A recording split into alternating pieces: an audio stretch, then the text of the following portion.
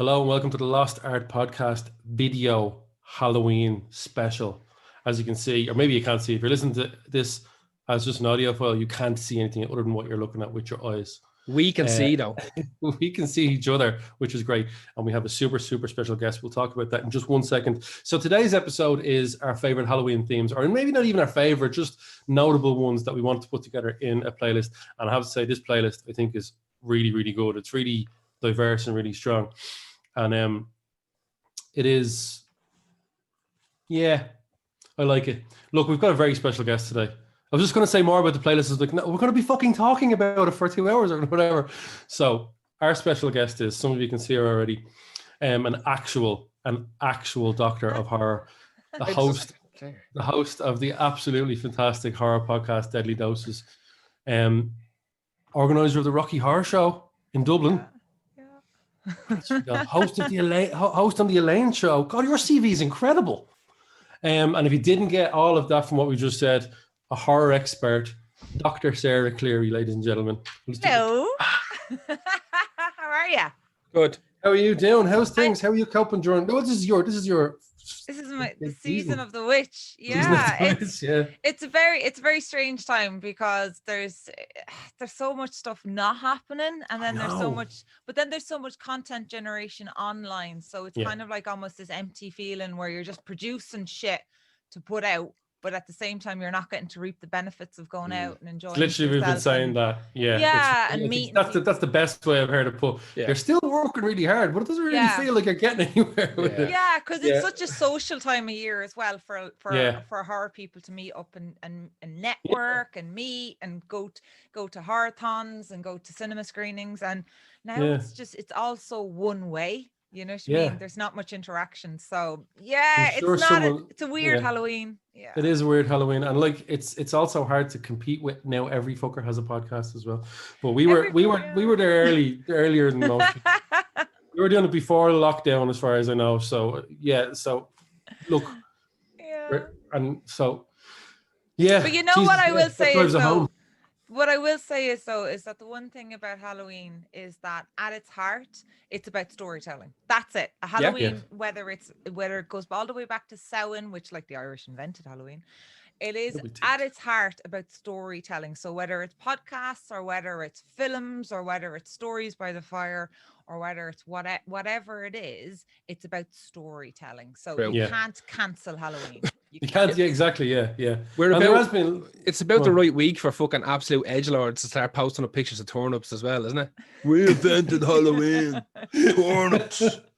Every fucking year, man.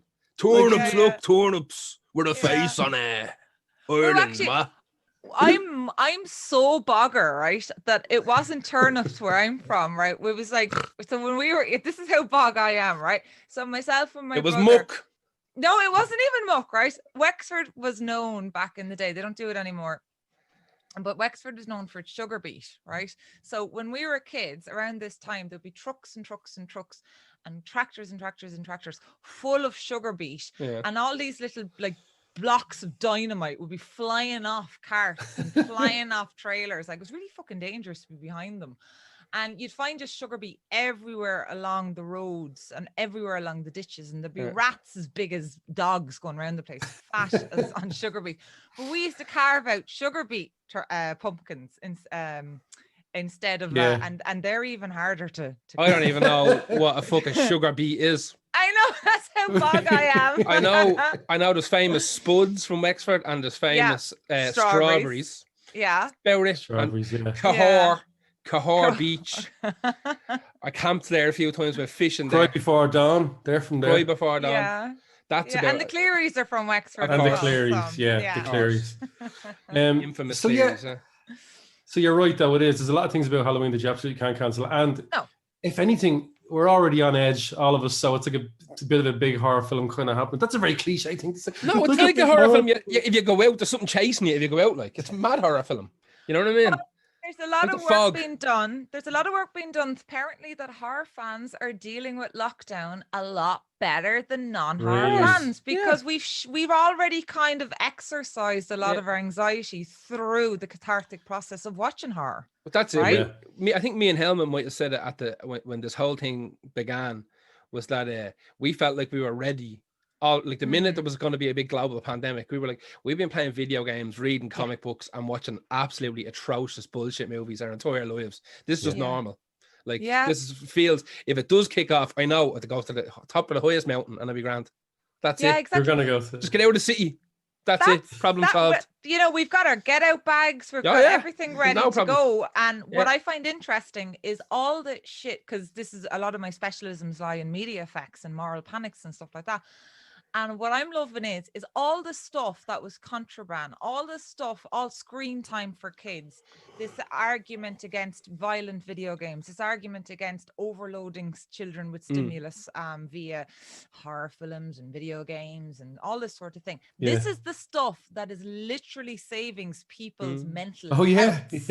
Right? Yeah. And it's not turning us all into rampant killers and crazy people running around the place. Yet. That's a great point. It's a great point. It really is a great point. Yeah. You know? These are the things that they said, not too much of that. Now we can't stay home and do all that stuff. Like, stay home. It's great now, is it? Oh, you like it now, do you? Yeah. Never, ever let anyone tell you watching too much violent video games is going to ruin you, because I'm fine. Yeah, we all turned out fine. Fine. But I grew up absolutely loving horror. Now, the first horror film I ever saw did scare the shit out of me, and that was Nightmare on Elm Street 2. Because I wasn't ready for. Actually, the first thing that ever scared me, I think I've mentioned the podcast before, was Skeletor. Scared the fucking shit out of me as a kid. Yeah, really. Until I went. That's shocking. No, it's okay. I'm good with that. And then I really I was scared enough by Nightmare on Elm Street 2. Yeah, just the right amount to not make me go, I don't want to watch horror films anymore. I actually was so intrigued by it, and then from then on, I was absolutely crazy. The last few years, I've dipped off a little bit. I dipped off a bit during the slasher fest when things got just too gory. Whitewashed. No, not too gory. Just like when I got like to Saw 74, I was kind of yeah. So when those big franchises start happening, though, what you need to do is you need to look around the franchises and see what's happening. Absolutely. Because the horror genre, it's not necessarily dominated by the big gigantic blockbusters. Of course, it's like anything. It's what's happening on the fringes is always the great thing. And so like don't ever get bogged down by like all these franchises, and sometimes these franchises are quite good. Like, one of your things there is Maniac Cop. Like, I think Maniac Cop 2, 3 and 4 are great films. I love Maniac Cop. It's, and also as well, there's it's like everything. If you like these franchises, stick with them. They're fun. They're formulaic. Of course, but like it's not the be all and end all of the horror. No, there was still movies being made, and like the great thing about horror is the further outside, like you said, those things you dig. Like with music, you find better stuff. The mainstream is not the go-to for anything. No, Jesus, but now and again there is crossovers. Like there's Get Out probably was one of the most prolific examples of that it was a massive mainstream success. What I found hilarious about Get Out was that the closer it edged towards the Oscars, it became less of a horror and more of a psychological thriller. I found that hilarious. Same thing. The same thing happened with Silence of the Lambs. Started out as a horror, and by the time it won that Oscar, it was a psychological thriller. I noticed that there is a sort of snub to horror films, and there always has been with the Oscars. It's almost like punk or metal. It's like at the Grammys, like it's an outlier. It's dirty. It gets us into all sorts of troubles with censorship. Like, no, it doesn't. So and people are afraid to. It's the problem a lot of the time is that horror is castigated so often as being the cause of so much damage and harm to kids. When actually, in fact, and we've got so many 80s films here today, actually is great. I love 80s. But the 80s films, actually, they weren't the carrier of harm. They were the messenger of harm. Yeah. And they basically, I was talking to David Weiner, who is the director of the definitive 80s horror documentary, In Search of Darkness. And we were having this conversation about how child-centric the 80s genre was, or the 80s horror film period was. Every horror film, not every, but a lot of horror films made in the 80s, the central premise was, listen to your kids. There is a monster under the bed. There is someone looking in the window. There is a dude out there trying to hurt them in their dreams. I mean, talk about coded language for a guy creeping in the middle of the night and jumping into the bed and harming a kid. fuck, you know, Yeah. these were the sort of things that we were articulating, the absolutely inarticulate in the 80s when it comes to child abuse, when it comes to so many issues surrounding children. Just listen to your kids. That's what the 80s horrors films were They saying. told you to do it. Yeah, Did and we you? didn't. Did they? And we didn't. We didn't. Well, I've been really looking forward to this episode because it is going to marry horror movies, and we will. I can already tell you right now, we will be talking far more about the films than the things. So for people who are here just for the music, you'll still get some facts. You'll still get some facts. So not from me. no, that's all right. You'll actually, that's like I said before, you will have to dig us out of a hole and call us on all of the bullshit and all the things that are wrong. But I think we'll go into our first choice. So this is a really good playlist. I'm looking at it here, and the first choice is Gar. So you tell us what you chose for your first. First one I picked was Ave Satani by Jerry Goldsmith from The Omen. Well, The Omen obviously came out in 1976. So I was doing a little bit of digging on Jerry. I wanted to see what else he'd done. So apparently he started in CBS in the 50s, and he started working for like Star Trek and stuff like this. Right. And eventually he moved on to a couple of studios he done. I have a list of the movies he done. It's amazing, actually, the stuff he done. Dr. Kildare, The Man from U.N.C.L.E., Patton, Papillon. He done Planet of the Apes. He done, Jesus Christ, he done all the Star Trek motion pictures. Really? As well as the TV show. Apparently when he started, Gene Roddenberry was a big fan of the stuff he was doing and wanted him to do a lot of the music for the original Star Trek TV show. So apparently the way it worked was when you worked for CBS and you wanted to be a musician, you started off in the typist pool. And when you're in the typist pool, once a week, they gave you a couple of hours in the studio just to try and mess around with have some ideas for music, and they'd figure out then if it would fit one of their TV shows or the movies that they were working on. Okay. And one of the first things he'd done apparently was something for Star Trek, and Roddenberry heard it and he was like, that's really good, we'll keep him. So it was obviously a Moog synthesizer going pretty much. Well, they would have had access to everything. So he done the Omen in 1976. The Omen, apparently, when I was reading about it, apparently the Omen was kind of shat on when it first came out. Everybody thought it was like it was like the best in a long line of Exorcist ripoffs. Apparently was the way it was kind of looked upon. Now, I'm not going to lie, it's been a while since I've seen The Omen. I've probably seen one of the sequels more kind of close to now than I have seen the original one. But I always remember, whenever I think of The Omen, I always remember isn't there a bit where the fella gets hung by a chandelier or something like that in the middle of a room? There's a couple of really interesting deaths around that. Are you going to start going into the curses surrounding? No, I don't know anything about that. All right. Remember, I'm the bloke who says that, like, I watch horror movies. I'm not mad into horror movies. Like, I thought you were definitely way into the more than this. I like stuff like, I like a lot of those kind of folky horror movies. Like, I like Midsummer. I like Ritual. Okay. What else did I like? I like that Border movie. It's not really a horror movie. It's kind of a horror movie, is it?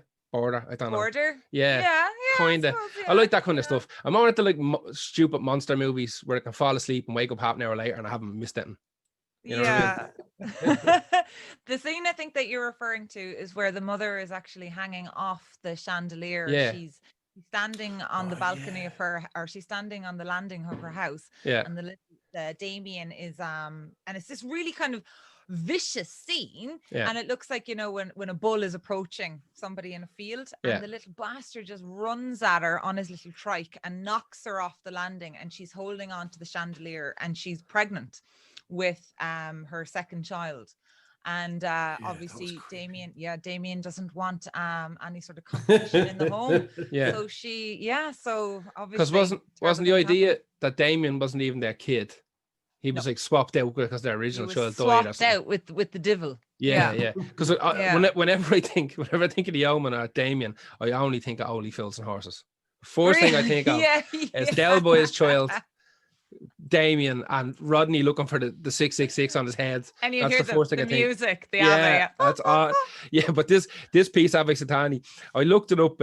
So he did the whole movie had 2 Oscar nominations. There was an Oscar won for the soundtrack. For this song actually in particular. Is it a song? Right, it's not a song, it's a piece of music. Like, there's a couple of these that are on the playlist that are songs. This is more of it's a composition more than anything else. I actually even looked up what the lyrics if you just have choir, they are saying something, but I wouldn't consider it a song. So it's, do you want to hear my Latin? Oh, Ready for yeah. this? Go Go on. Right. Here we go. Sanguis bibimus, corpus edimus, tolle corpus satani, right? We is a drink the ghost song. blood, we eat the flesh, raise the body of Satan. Ave satani means hail Satan. Ave versus Christus. That's really literal, isn't it? Ave versus Christus. Hail the Antichrist. So now you know the Latin for the Antichrist is versus Christus. Well, that's it. It was essentially, I mean, that's where the whole Miltonic idea of Satan comes from. Satan, and that's why an awful lot of people subscribe to the temple of the Satanic temple, because essentially it isn't evil. It's just the verses. It's the reverse of God. Yeah. It's the reverse of organized religion. It's the reverse of what kind of like the status quo is. So it's never actually has any connotations with evil. He's with evil, a fallen angel. Yeah, because I think it was like the Dead Sea Scrolls and stuff like that expanded upon the idea of Satan, and the rest of a lot of the demons' names and stuff came from the Dead Sea Scrolls. They weren't really in the Bible or anything like that. Yeah, they were made up as opposed to the other stuff. Oh yeah, which is mad real, super real. We found that one in a cave, though. You know what I mean? Yeah. So apparently, there's been 3 different versions of the Omen soundtrack. So the first one that came out was very restrictive. It was only like 30 minutes long. It was missing loads of stuff. So they done a 40th. I think they done a 30th anniversary version, which was an expanded version, and then for the 40th anniversary, they came out with one that had every single piece of like incremental music, every kind of little background synth pad, everything was on there, and it was released in like a vinyl box set and a multi-CD set and stuff like that. Now, again, with a lot of this stuff, I don't know if anybody's going to sit down and listen to the fucking Omen soundtrack, lads, but like it looks real cool on the wall, doesn't it? So shit. Like there's loads, there's stuff on this playlist that I would actually buy, right? This I'm never going to put this on. This is just a cool piece of horror music. We could have done a whole podcast on just incidental music that is big part of the scores of all these, because that's where it's actual real horror lies. It's actually very rarely in the themes, especially the ones we've picked.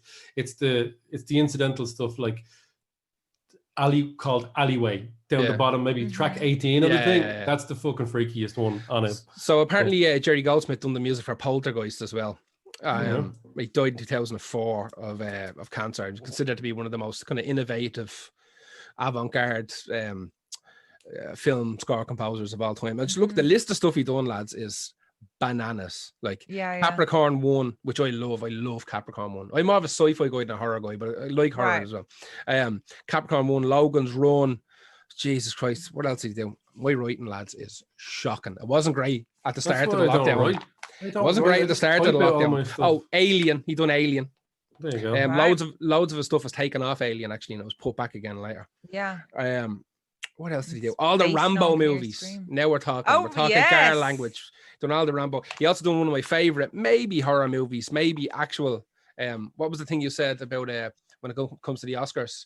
What's the thrillers? It becomes a psychological thriller. Psychological thriller. My favorite psychological thriller, The Vanishing, with Kiefer Sutherland. I love that movie. Horror. He done the music for that as well. Movie. Yeah, it's great. Horror. Horror. It is a horror film. It is. There's just no monsters in it. For me, there has to be a ghost. Really? It always has to have monsters to make it a horror film for you. So Damien is the monster in The Omen for you then. Because he's the devil's baby. Well, you know what the interesting thing about The Omen was? There's always been this kind of really fun, kind of like slightly risque game of tennis between Catholicism and Protestantism in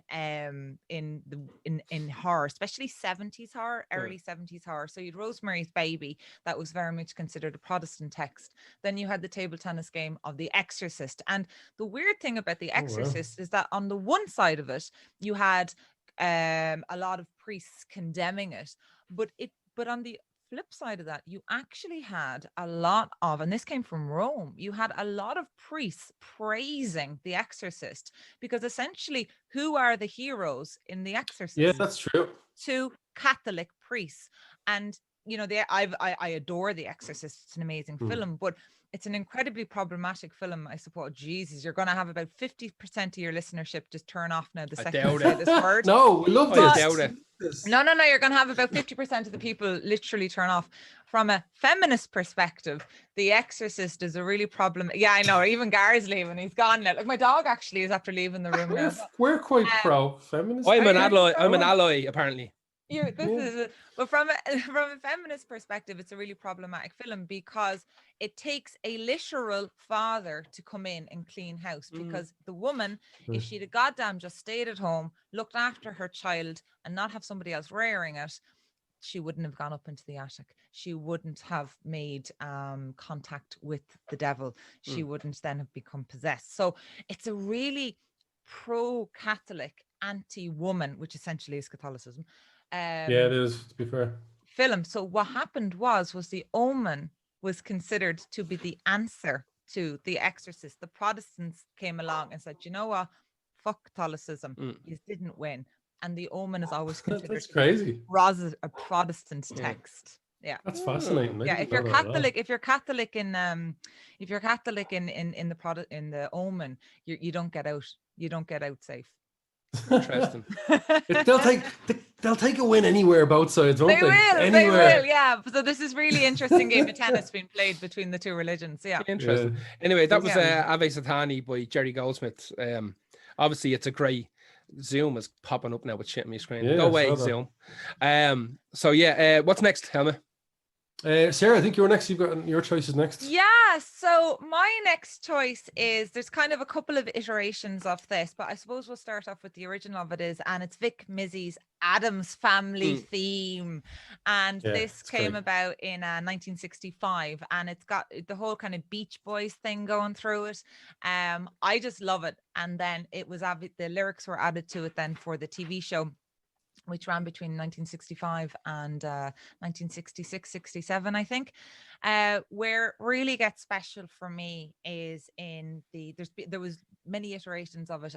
It was a film in the 70s, and Vic Mizzy came in and he scored that as well. But where it really gets special for me is what Mark Shaman did with it in 1991 and in 1993 for Addams Family and Addams Family Values, which, as far as I'm concerned, are two of the most perfect films that were ever made, especially Addams Family Values. I don't know which one I prefer, but I loved both of them. You do. I think if I was to, I'm never been a whole kind of Beach Boys type of girl, surfer girl. I'm not really into my Americana that much. So I think I would probably veer towards the more modern 30 years ago, modern interpretation of Mark Shaman's 1991 version of it. It's just... No, I just mean which Addams Family of the 90s. Of the 90s. Definitely, it's the Values, hands down. It's the Values. Because every time I try and think of something that happened in the first one, I think of something that happened in Values, and then, that was Values actually. Yeah. But I still love the first one, but every time I think of something, so Values is more iconic. Has to be more visually. I think so. And of course, then you've got Raul Julia playing Gomez Adams, and sadly he died. M. Bison, he played M. Bison.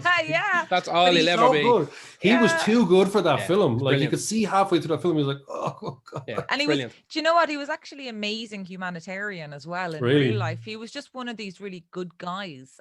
He did a lot for very underprivileged people in his area. He was an amazing advocate for the arts. He was just a special type of person. And when he filmed Addams Family Values, he actually had cancer at the time, and he was struggling quite badly with Raul. So and he died, I think it was like a year or two later after Addams Family. I was devastated, even as a little tiny child. I was devastated by that. But then you had my other lover in my life, Tim Curry, came in, and he did the third Addams Family Values. There was a third one. There was a third one that people don't really talk about. You Daryl Hannah. Remember that. You Daryl Hannah as Morticia Addams, and my beloved Frankenfurter, Tim Curry, played Gomez Adams. But I do not remember that at all. Straight to Are you allowed to be that blonde and be a Morticia? It's really hard to remember. Daryl Hannah, like you're thinking, it's so weird to see Daryl Hannah with, although he's there in Kill Bill 2 with dark hair. But even that was like when someone is established as the most blonde persons that ever existed. Yeah. It was a straight to video job. But I think just getting back to the music of it, and again, guys, you know, I know I'm on hallowed territory with you guys in terms of music appreciation, but I think from a very lay perspective and somebody who is very ignorant of the kind of intricacies of music, one thing I love about the Barry Sonnenfield's 1991 and 1993 is it gives this whimsy, Aristotelian kind of Aristotic a feel to what was quite a clumsy and kind of kooky affair. The music is raised with this amazing orchestra, and it raises the entire film for me. Especially the intro, you feel it in the intro of that film. It's really sweeping. You're like, whoa, it's very sweeping. Modern. Yeah. And it was also the music for my I walked down the aisle as a married woman to it. That's right. I think I pressed play on that. I think you pressed play. That's it, Paul. You were actually my maestro man from the wedding, and you pressed play, and my bridal party walked down to Vic Mizzy. It was brilliant. It was Vic Mizzy. Vic Mizzy's version that we walked back down the aisle to. It was actually the theme tune from Rocky. That I walked up the aisle to. Up the aisle to, that's right. Wasn't it Mickey's theme? Mickey's theme. Yeah, it was the most beautiful piece of music ever. If you get me back on for a Rocky, Rocky is my other love. So get me back on for that. Yeah, we can do it. If me and Gara ever get married, I think our song would be what was it? What would your song be? Black Hole Sun. Oh, that's a bit of a cliche. Come on. I don't know. Me and Helma got married. There's somebody. That's what I'm saying. If me and Gara post that up on Facebook for us. What would if me and Helma get married? What would? There we go. There, you can comment on what our songs would be. Yeah. You can tell it. They can tell us.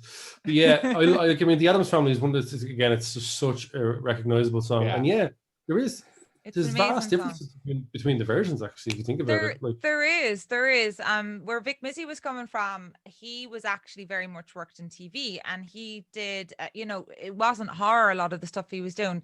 The late 50s, early 60s was really a time in American TV for the sitcom. So there was an awful lot of these kind of cookie cutter TV shows that he just did generic music for. Mr. Ed. Yeah, stuff like that, like so he definitely, but he did capture that music, and I think he captured the essence of the Addams Family as well, very much so in that music, because if you go back all the way to the 1930s when the Addams Family first appeared as cartoons. They were written by a dude called Charles Addams, and they were meant to be a kind of an inversion of a typical nuclear family. So kind of like a piss take of American family life. And that's cool. I didn't know they were that old. Yeah, they appeared in the New Yorker. When I was a kid, I think it was like Sunday mornings on Sky or Channel 4. They used to show, they do like an episode or two of the Addams Family, then they do an episode or two of the Munsters. They got all the old kind of black and white American TV shows. Then they have like Mr. Ed. There was like must have been 6 hours of that fucking like mad early television. The Munsters was good, but it was more like get them laughing quick and get them. It doesn't matter if the feel of it isn't as tight as the Addams Family. Oh yeah, it was definitely fucking great though. It's turned up to 11. I love the Munsters. Yeah, it's a kind of I was always an Addams Family girl. I have to say. I think the reason why I like the Addams Family was because I was always a little dirtboard even as a kid, and I used to love. One of the things about the Addams Family, even in late 50s, mid 60s, should I say, America, is that there was a taboo that really was broken with the Addams Family, and that's a married couple showing affection. You never saw that, and even to this day, once you're married, you don't have sex. That's it. That's the end of it. So there was a taboo very much broken where you had a wife and a husband in love with each other. They were always talking about riding, weren't they? 100%. Always. Original power couple goals. They were. And they very much domesticated BDSM and made it, normalized. Yeah, he'd always be fucking sweating, wouldn't he? Be walking up like that behind her. Fucking trembling. So there's a lot of very coded language even taking place in the 1960s Addams Family, to do with sex, to do with love, to do with, even there's an episode in it where, in the 1960s version, which Vic Mizzy would have done the music for, where Wednesday gets into trouble, and corporal punishment would have been very much the norm within 1960s. You know, even in those Father Knows Best and those type of sitcoms, you know, the kid would go over the knee and down would come the spoon or the shoe or the belt. And in Addams Family, there's this one episode where Wednesday gets into trouble and Fester says, you know, get Wednesday over your knee. And both of them go, no, we don't hit our children.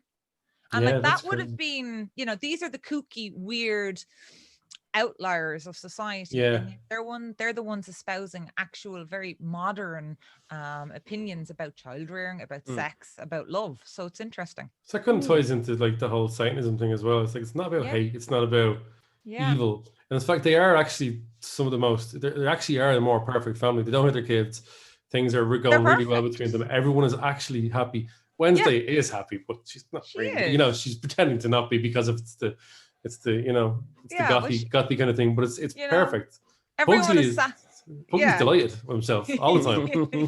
Loves life, loving life. And Pubert is the baby in Addams Family Values. It's with the little, born with the mustache, genius. Yeah, it's just amazing. It's a beautiful, perfect film. All right. So my first one is from a film that I absolutely love. It's really, really close to my heart.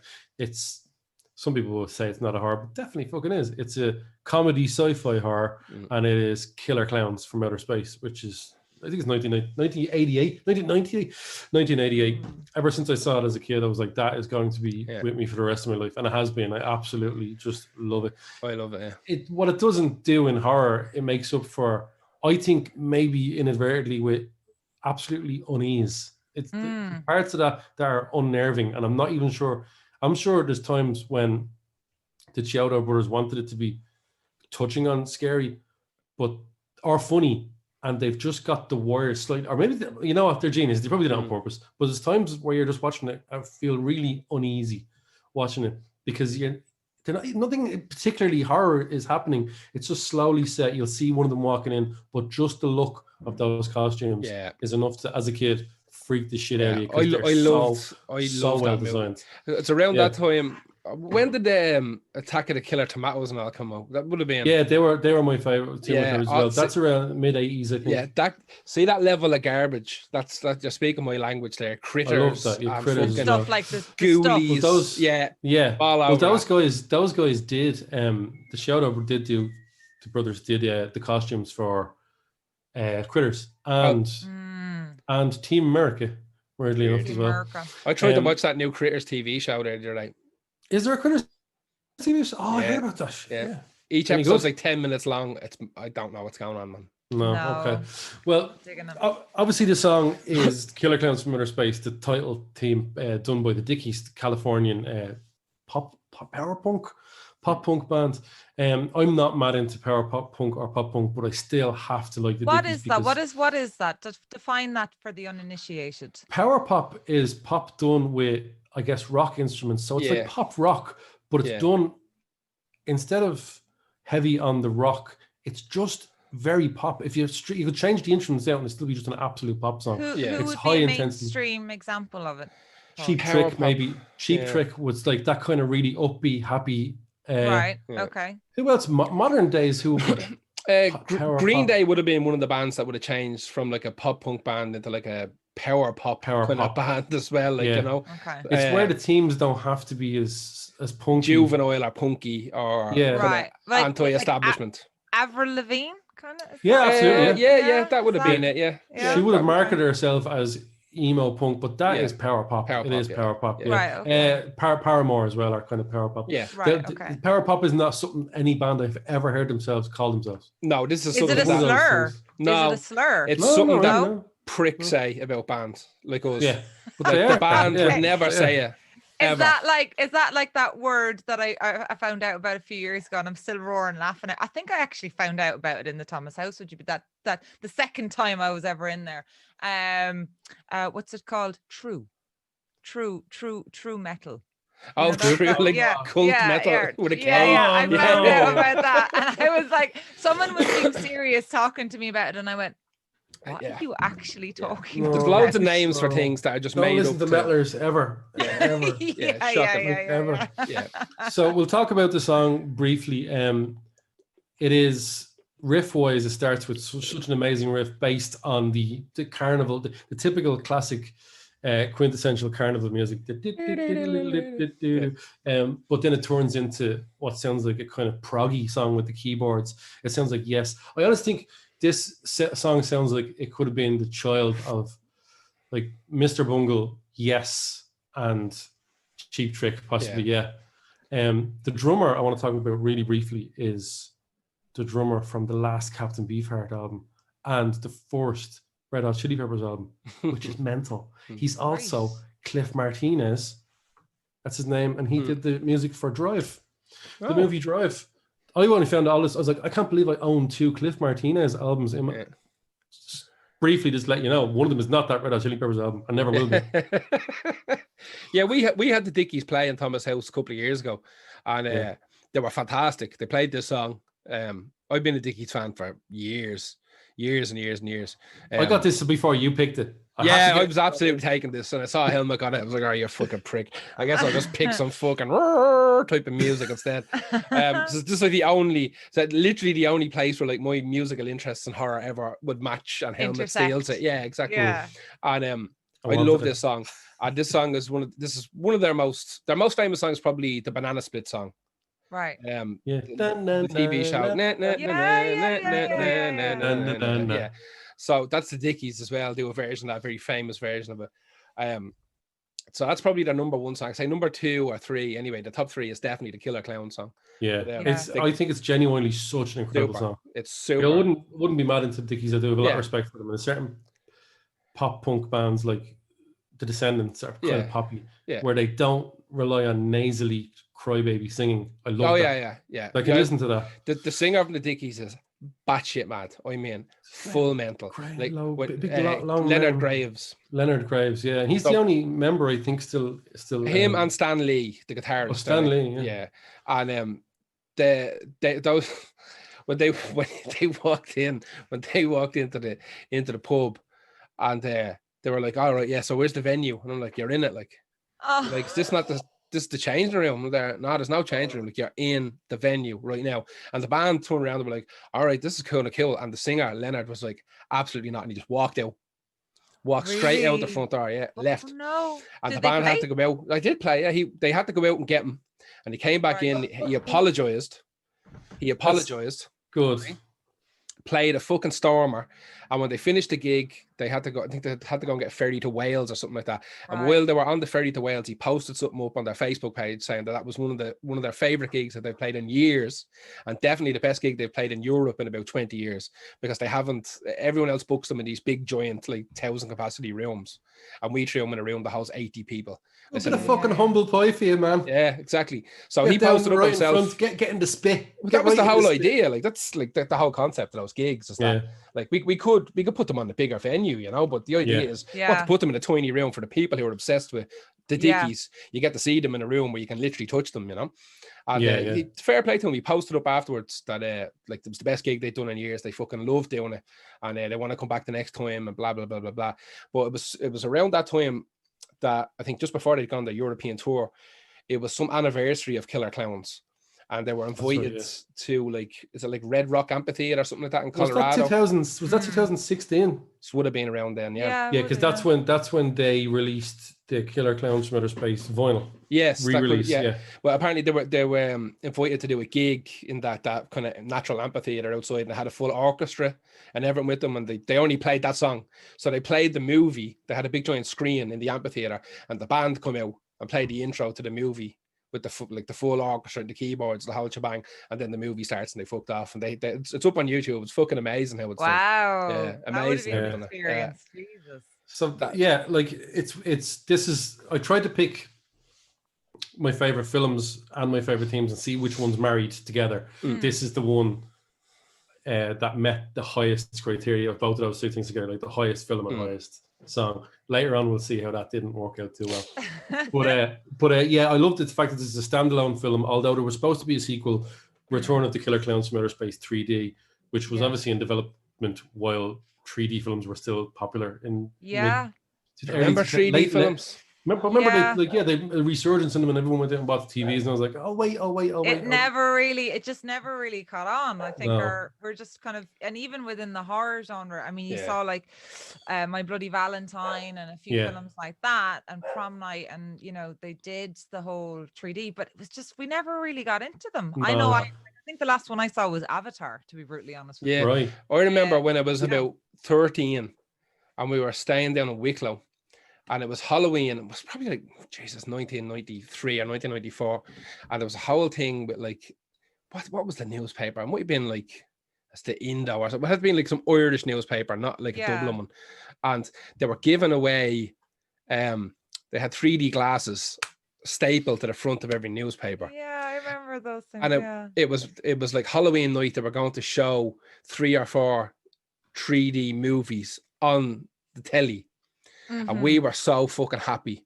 Me and my sister were like, we ran out, bought 2 copies of the newspaper, and we were running around the 3D glasses, getting ready to watch 3D films. We literally thought shit was going to come and get us. Yes, you do, don't you? And we were freaked the fuck out. We were ready. We were running around, waiting until like 6 o'clock or whatever, channel RTE, Network 2 at the time, would have been getting ready to show all these movies. And we went over to my auntie's house, because the house we had in Wicklow had no telly, barely had electricity, but there's no telly there.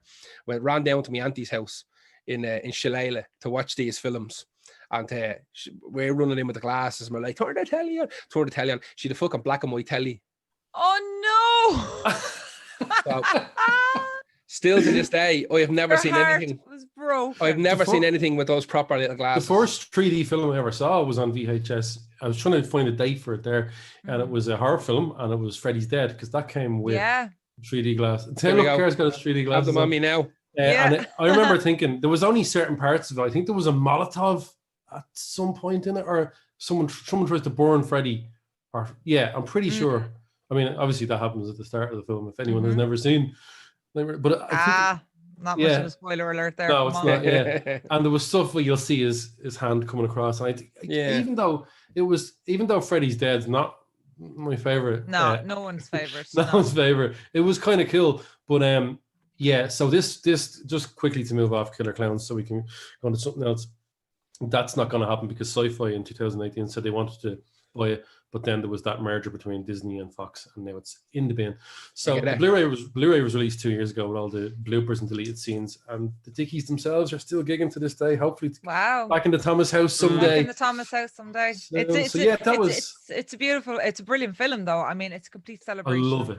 It's a complete celebration of grotesque, really, isn't it? Yeah, and it's absolutely. It's just such a it's such a really, and you're talking about there, this kind of uncanniness that permeates the film, and it's so much fun. It's like almost there's an awful lot of work done on this idea of like of Backton, and this idea of celebration of carnival and celebration of the grotesqueries of life. And I always think that Killer Clowns is something like that. And I wonder how much it would have cost if they weren't expert costume designers and prop makers. I don't know, prop makers. Because that film was made for under 2 million, which is insane if you think about it. But if they had outsourced that triples, maybe even more, because those costumes are incredible in that. And unfortunately, if that film had been made now, all of that would have been CGI. Yeah. CGI it wouldn't have had the realness. Yeah, it wouldn't have had the kind of like the visceralness to it. Yeah, you could even see there was parts of that with foam, and it looked sometimes bad a little bit, but it was present. It was the design. If you look at the design of something like all the characters in Nightmare Before Christmas, they are all perfectly designed, iconic characters. Yeah, they all look the part, and every clown in Killer Clowns looks exactly the way it's supposed to. There was something about that era of movies where stuff was real, and you got to see. Yeah, I'd see like real things on the screen. It's like, I'm all about that. I can't watch CGI stuff. I can, but it's not supposed to take me out completely. And really bad effects don't take me out. CGI, no matter how well it's done, and I know it, that uncanny valley. You lose it. I remember watching. My missus had never seen The Thing, and The Thing is probably one of my favorite films of all time. And John so we watched, Carpenter's the thing. Yeah. and we watched the thing, and then I was like, there's a second one. So really, I was like, yeah, it's like modern enough now, but it's like it's meant to be the story of like kind of like a prequel. Whichever way it was, what do they call them? They have a name for the requels, I think they call them now. Yeah, it's a fucking garbage term, but anyway, so put that on like the next day, and it was just horrific because it was so much CG and all the cool spider head shit and all that you liked from the first one was gone. And like they even CG dogs and everyone's like, what's the fuck? Yeah, it's just not that. They should have stopped with Jurassic Park. That was, I remember seeing that as a kid and thinking that this was actually magic. What I was seeing on the screen. You know, that first scene where they I'm betraying now my childhood, Sarah, by not knowing the name of the dinosaurs with the big long necks. The Brontosaurus. Brontosaurus. Sarah. I think it's She's a screaming inside you going, what are you talking about? Because like, I mean, I was like, you know, we went up to Dino Live in Dublin Zoo and everything. Like, it was amazing. But anyway, you know that scene when the Brontosauruses are running? The first one you see walking out. And they see them for the first time. That was kind of like, yes, that was the type of magic I think that people in the 1930s would have experienced when they saw the first surgence of the golden age of Hollywood horror. You know, that kind of that magic effect. Yeah. People saw King Kong for the first time and started running. Yes. I remember seeing Jurassic Park and thinking this was magic. Yeah. They actually made dinosaurs for this film. There's no other way of doing it. Yeah. And I just don't think CGI has that effect in the 21st century. No, unless the entire thing is CG, it doesn't work. Your brain, people's brains are doing things that subconsciously they don't know about. There's little messages saying that lighting is completely wrong and it's shiny and it's weird and it's not sitting into the thing. Your brain might not be saying that directly to you, but these little things are popping up in people's brains. Instinctually, you're kind of like, I can't figure out what about this I'm not finding, but animatronics and stuff like that from the first stop time. Motion, you can't beat it. I think the first time I really saw it would have been Jason the Argonauts. With the skeletons rising up. Oh, unbelievable. God. And then the first time I saw American Werewolf, I fucking shot myself. The transformation scene. It's too much for me as a kid. I was like, it's too real. But then we got Thriller out of it. So and we also got a new Oscar category. Rick Baker won that. Rick Baker won the first Oscar for special effects for American Werewolf. Very cool. Yeah. That's cool. Very cool. Yeah. So look, that's my killer clowns. I think Gary, you're next. I'm next. Right. So I think it's the first of many John Carpenters that are going to appear on this show. So I picked a weird one, and I picked music from Ghosts of Mars. I picked a song called Fight Train. And the reason I picked Ghosts of Mars is, like, I've always been a big Carpenter fan, but when Ghosts of Mars came out, I was just I was in the right moment in my life to have like John Carpenter, Ice Cube, and Anthrax all in the same mix. It's like this triangle this triangle of amazingness that happened. So apparently what happened was Carpenter wanted to make this movie. First of all, this movie was supposed to be a sequel to Escape from Los Angeles. So it's meant to be the third in the Escape from New York trilogy. But the studio were like, listen, Escape from LA made like big fat zero amount of money and you're not allowed to do it. I liked it. Yeah, I love Ghost of Mars. I think it's just bullshit throwaway. I liked the second. It's fine. Yeah, I do too. It's fine. The basketball scene is ridiculous. Oh, it's ridiculous. Isn't it the surfing scene as well? Doesn't you go fucking surfing on a tidal wave and all? There's some absolute garbage. Or the plastic surgery scene. Oh, I love that. Bruce Campbell, isn't it? Is Bruce Campbell the plastic surgeon? Yeah. It's the first one is standard kind of dystopian garbage, and the second one is almost a hammy version of it that people couldn't really cope with. Everyone had so much fun in that film. Oh yeah, absolutely. But apparently it just didn't translate into money, so he said, listen, we'll just make another thing, because the main character, Ice Cube's character, was supposed to be Snake Plissken in this, and they were saying no. So apparently this is fucking mad weird. Apparently Ice Cube's character, I can't remember, what was his name? Something Jones, fucking Apocalypse Jones or something like that was his name. Something like that. That character was meant to be played by Jason Statham, because Carpenter really liked him. And the studio were like, no, you can't have Jason Statham. You have to have fucking Ice Cube. It has to be Ice Cube. And he goes, who the fuck is Ice Cube? So I said, right, I'll give me Ice Cube, then all right. So Natasha Henstridge is in it as well as like kind of second lead. And she was meant to be, her character's meant to be played by Courtney Love. And apparently Courtney Love couldn't do it because the fella she was going out with at the time in 2001, when they were getting ready to shoot this, his ex-wife ran her over in a car and smashed her foot up or something like that. So she couldn't do the physical training. Part of the course being Courtney Love, really. Exactly, yeah. It's karma. And we don't know if she's a murderer. She's absolutely a murderess. 100%. Oh my God. She killed Kurt. Anyway, so what sensational. What Carpenter done was they made the movie. He was like, this film's okay, we might need to jazz this up a little bit. So he had done his normal thing, wrote, directed, scored it. He had the whole score sitting there. And it's apparently like that's like everybody likes metal, like new metal is a thing, isn't it? People love metal music and rock and all. When I get a load of like rockers in here and just put some music on top of my soundtrack, and maybe that'd be cool. So he brought in Anthrax, he brought in Buckethead from Guns N' Roses, and of what sitting around a dog shite and chicken in a chicken coop. Wasn't that the story? Yeah. We did the Chinese Democracy episode, actually. That was good. And he brought in Joe Satriani as well. It wasn't Joe Satriani. It was Steve Vai. Hang on. I'll tell you now exactly. I always get all them guitarists mixed up. Steve Vai, Satriani, and the other one. Isn't Steve the guy with the really long hair? They all have Satriani's bald now. Yeah.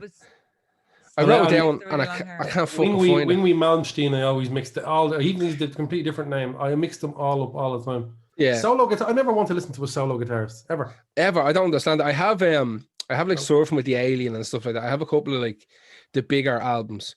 I wrote it down, lads, and I can't see it on this page. It doesn't matter. It's one of them, lads. I'm going to say that it's Steve Vai. Right. I'm going to call it, right? Right. He basically just let them loose for a day or two in the studio. It was like, here's me fucking wow thing that John Carpenter was wow, right? And they were like, all right. Yeah, exactly. So they come in, they're like, wow. And he said, that's fucking unreal. Keep going. And eventually just ends up with these like 4-minute pieces that are just they're fucking mental. It's an absolutely batshit mad soundtrack. And people were giving out when the movie came out because basically for the entire film, there's just this throughout the whole film. That's distracting for a horror movie. Yeah. Like none of the cues, like the actual movie cues hit with the music because it's just this constant. But when you listen to them on the road, it constantly sounds like there's a wrestler about to come out. That's exactly just the Rock's coming out or something. Yeah. So it's what happened was loads of the kind of incidental background music that was Carpenter's just synthy stuff was never included on the soundtrack, and it's still not available to this day. So some people tried to kind of strip it out of the movie because there's obviously like completists that want to have that stuff. John Carpenter fanatics. Is it available or is it on a cutting room floor in the bin? It's just somewhere in a bin. Yeah. Right. He probably he more than likely has he is an amazing archivist. He is an amazing archivist. I'd say he has it somewhere, but it's never been released. If you buy the CD, if he found out someone wanted, he'd probably like, no. Yeah. I'd say he put it out. He's a pig. Thanks, John. He'd do the thing he started doing a couple of years ago where he gets like his son's band and just starts re-recording everything again, you know. So maybe, but I mean, again, most of this stuff's going to be kind of pad synth kind of malarkey. Right. So the soundtrack that was released is literally like 16 songs of John Carpenter has no right to be that good at two things. Yeah, it's shocking. I also found that they shot the movie. This is fucked up. They shot the movie in like a gypsum mine in New Mexico. Because it looked the part. You mind, Jip? Yeah. It takes a while, but yeah. You have to let it dry and crumble. Stop. Mine was bad. I shouldn't have set you off. But apparently what they had to do to make it look like Mars, because like CG was there, but it wasn't great. And they couldn't really fix it. They tried to do it in Foley and post afterwards. It didn't work. So they went out and they just bought hundreds of thousands of liters of red food dye. And they just poured it all over the sands in this quarry to make it look like Mars. So when they're like walking around in the sand in the movie, it's just them crunching away on You're fucking crunching dried, away on red sand. on red food dye sand. Like, it's fucking insane. Yeah. But I love this soundtrack. When this movie came out, like I said, I was waiting on this. It's kind of one of the first of a new batch of movies that I was dying for. 2001. This came out, didn't do well. I think it only made back half of its budget. And Carpenter fucked off for like nearly 10 years. He didn't do anything. I think what was the next thing he done? The Wake or something like that. What was it called? Yeah, it's my least favorite. I have to say. Yeah, it's garbage. Like, I love it, but it's favorite. absolute garbage. I the baddies in it are like the kind of generic sci-fi baddies that are in like Firefly and millions of other sci-fi things. It's like, or they've gone mad and they're sticking fucking nails on their nails and sharpening their teeth and whatever. You know, generic kind of space savages. You know what I mean? There's 1,000 movies of them in it, and it's not done well. It looks cheap or whatever. But like I said, at the time, it was John Carpenter, it was Ice Cube, and it was Anthrax, and I was all in. I had a big poster. It wouldn't have mattered whether what they did. You were going to love that anyway. It could have been just them sitting there. And I'd be fucking, more. Watch that DVD again. That is some trifecta, though, really. It's like, it's the Holy Grail. And I don't think it's happened since. So we had stuff like the Judgment Night soundtrack, which had rap meets rock, and you had that. The nearest you got with horror was Spawn. Yeah, that's not really horror. Yeah, no. Elements it's more sci-fi. It's superhero sci-fi kind of thing. So this was the first time you mix horror into that as well. It is, like you said, a massive trifecta. It's interesting when genre meets genre, isn't it? I mean, I love it. Event Horizon singles met, romance meets grunge. The grunge, the movie. And you've got all the little baby grungers going around the place. Yeah, there's a bunch of those kind of sci-fi horror movies that I liked. A bunch of those that I was mad into, and even like the Event Horizon. Yes, wonderful. Like, there's a bunch of those. Obviously, there's a bunch of video games like that, and Carpenter made video games himself. He's mad into video games. He's crazy into them. He made that. What's that first-person shooting game? Was it Black or something like that was called? Was it Black? He made 2 or 3 of those. Black. No, Black is a great. I don't think he made Black. He had some game that was. Yeah, I think it might have been Black. I'll check it now in a minute. There was a video game that he made. He scripted and hired all the actors and was involved. Maybe Black is a good game. I think it was Black. I'll check now. I could be absolutely wrong. But anyway, that's Fight Train by John Carpenter from 2001 off the Ghost of Mars soundtrack. And the Ghost of Mars soundtrack is better than the actual movie, but it's still shy. It's still shy. It sounds like they're all just in jam session riff mode. That's all it is. Literally, they went in like John Carpenter, like The Thing and all. Oh my God. So they're pulling the bellies out themselves with the guitars out. And just whatever they made, it's like, there's your soundtrack. Have it. That's what it sounded like to me. Boy, I'm fucking mad into it. Who's next? Sarah, you're next. Is it me? Right. Yeah. Okay. So this is one of the songs I got in trouble for including. Really? On this podcast today. My husband, who's a bit of an arsehole muso, he turned around and said, "Can't believe you're putting that song in there. That's not a proper song. Lads are going to be all laughing at you." And I was like, "No, the way you hear what's coming after, you're fine. You're fine." My next pick is Herbert Reginald Chappelle's "The Gunk."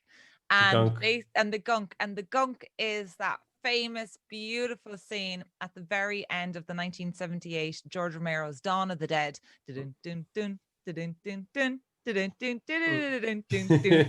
they're all the zombies have taken over the mall, and you see them slipping on the ice skating floor, and you see them shopping with their trolleys. And I just absolutely love this song, and I think it's such an important song. I mean, George Romero was a visionary. He was a god, especially to me. And the juxtaposition of this absolutely ridiculous song in relation to what ultimately is a really cynical commentary on consumerism, on modernism, on just really the state of mankind as we came into a very, very corporate and a very commercial period within American history.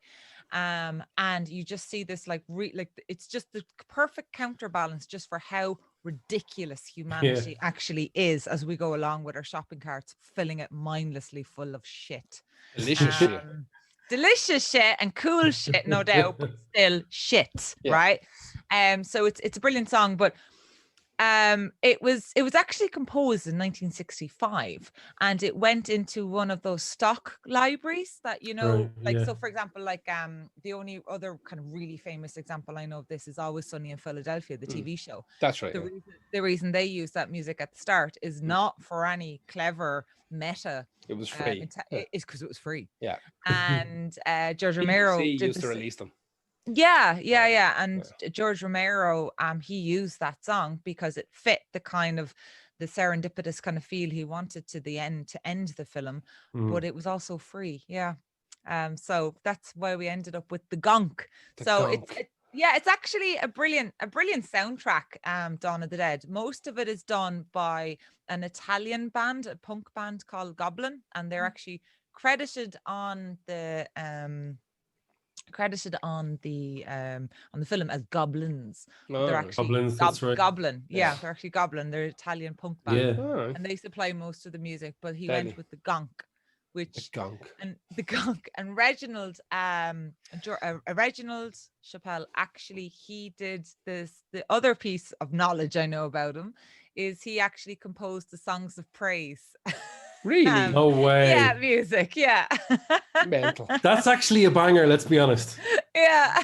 In its own weird way, like the Antiques Roadshow. That's a banger. Yeah. The songs of praise. Yeah, he composed that piece of music as well. So it's a brilliant song, like, and it's also been used for Robot Chicken as well. You know that cartoon Robot Chicken. I think that's when you put it on the list and I played, I was like, yeah. And Kid Koala did a remix of it for Shaun of the Dead. So so it's one of those kind of like eponymous pieces of music that you always associate with the zombies as they fall down. But I mean, look, Dawn of the Dead, talk about hallowed ground. Yeah. The zombie fans, wow. Fucking love Dawn of the Dead.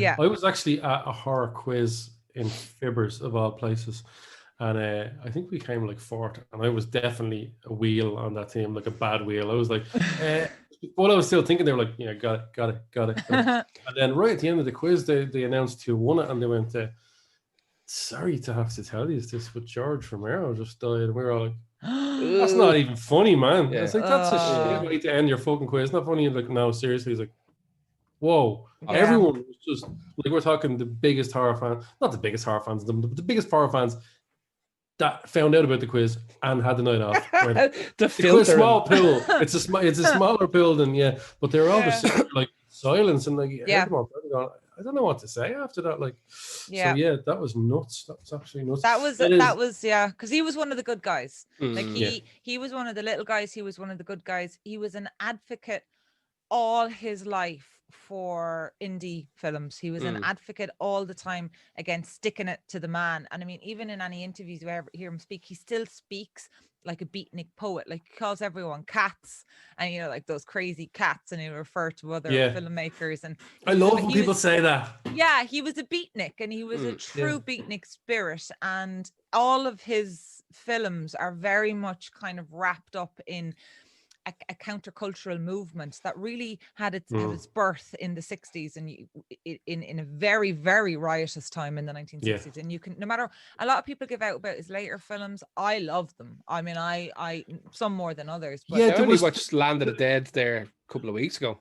There was, I remember people were just waiting to beat his films up when they were coming out. They were just waiting. They were going, it's going to be shit. I'm like, but at the end of the day, like, just because it never progressed off what it was. Listen, some bands we love do that all the time. We're like, oh, it's another banger from that band. People need to go back and give a lot of his films a break. Like, I went back and I rewatched Diary of the Dead there recently, and you know what? On a second or third watching, it actually stands up. It's actually a good little film. It's a good, strong little film, and it's a great commentary about the kind of like the you know, very much it's a theme that we're talking about now, where we have the phone permanently attached to our hand, and it's like, do we record the person beating the shit out of someone else, or do we put the phone down and step in? And it's a commentary very much on that. Now, he's not the first one to talk about it. He wasn't the last one to talk about it, but he stayed relevant in every period. And I think you can't say that about many directors. He had something to say in every era. I think horror has been a way to do that a lot. I mean, like I know we talk about it a lot, but Get Out was that like attack on the neoliberals. Not attack on them, but just a magnifying glass on neoliberals. Like, look, yous are weird fuckers, and we're putting you in a horror film, and we're making you the fucking weird fuckers. That's incredible. So yeah, social commentary and stuff like that has always been a thing in horror movies. You should. I don't always get it. If you want to beat up the liberals and the moderates and the people thinking we're all great, there's a film that I would definitely recommend to your listeners. Craig Zobel's The Hunt. It's tough to get. I think it's on Hulu at the moment, right? Or else you can get rented off like YouTube for $3.99 or something like that. Cool, something like that. But The Hunt. That's the blondie one. Yeah, that's amazing. Yeah, it's a great film. You have me on the spot. She was in Glow. Yes. That's a great fucking movie. Was she the American? Yeah, she's like a southern fucking belle. Yeah, I like her a lot. Yeah. I like her a lot. Yeah, and it's a really interesting doing is it's taking the piss out of everybody in this film, and it's pitching stereotypes against stereotypes, and I'm into that. One of the like best vegans scenes, with sniper rifles hunting people, and it's fucking brilliant. And one of the best scenes in that is the kind of without giving anything away, is you've got the token redneck Trump supporting Republican asshole walks into the room, and she's pitched against the refined blue blood liberal, and she's talking about how to cut the perfect tomato, and there's this great interplay between them. But basically the alleged redneck Republican, there's classical music playing, and she puts her gun down on the table and says, are we going to listen to Beethoven all day, or are we going to fucking do this? And it's a great commentary, it's basically saying, like, will you stop judging people and putting people into boxes, because that's actually not how humanity works. And all it's doing is driving the extremists further and further apart and giving them more. It does, unfortunately, like it's hard to not get angry, and when you do, it does push people away. Like, I probably could have done that better, but I'm fucking lazy and I'm on the internet and I've got a few seconds to say this. That's the problem. It's that it's easier to put labels. It's easier to it's that famous Noam Chomsky quote, where no one looks in the mirror and sees a monster. Everybody thinks they're, even like those London bombers, those whatever dickhead you want to call, everyone thinks they've got a reason to be doing something. And that's kind of what horror does. Horror explores the monster and breaks it down and says, you know what, there might be a rationale here. You mightn't like it, but it's there. And I don't want to think about it, but no, because it makes your brain hurt. And it makes me think I'm have to go back and think about the times I was wrong. So ew, don't do that. So that was the dog. I'm up next. So. I'm up with an absolute. Now you know what? I listened to this earlier. When I thought about making this list, I wanted to incorporate my favorite horror films and my favorite horror themes, like I said, and marry them. And some horror films have some of my favorite horror themes, but Maniac Cop 2 doesn't. But I'm still taking it. It really fucking doesn't. It has the Maniac Cop rap.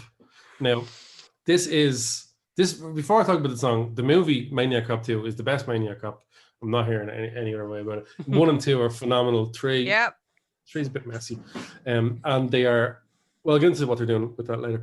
But it's a Larry Cohn movie, and he's just phenomenal. And Robert Zarr, who died, he's probably 10 years ago now, Robert Zarr died, returning as Matthew Cordell, I think, is an undead police officer who is a serial killer because he was murdered. You don't need any more reason than that. That's enough to run out and watch this, really, isn't it? He's Jason with a badge. Yeah, that's what he is. And a jaw. Robert, that's a real jaw. It's an amazing jaw. That's Robert Zarr's actual jaw. Like, you see pictures of him, you're like, just fucking Rocky Dennis, think it's man. A prosthetic, don't you? Yeah, you do. Seriously, you'd expect Cher to be standing beside him going, "It's okay, Rocky, you're gonna be okay." It's the song is so ropey that I had to add it. This is just like it's another Addams Family groove. It's another Vanilla Ice's ninja rap. It's a fucking bat dance. It's the Bartman. It's just one of those songs that a rap song in a movie that doesn't quite fit it really well. Like Although the Bat Dance was pretty good song, in fairness to Prince, it doesn't fit. So rap doesn't fit some genres, and horror it certainly doesn't. It didn't. No. It didn't in Adam's Family, but this is the first of. It's actually could be an example of horrorcore, which is horror theme rap. It's one of the first ones. So it's the music by Jay Chataway and Peter Levin who did the overall score, as far as I know.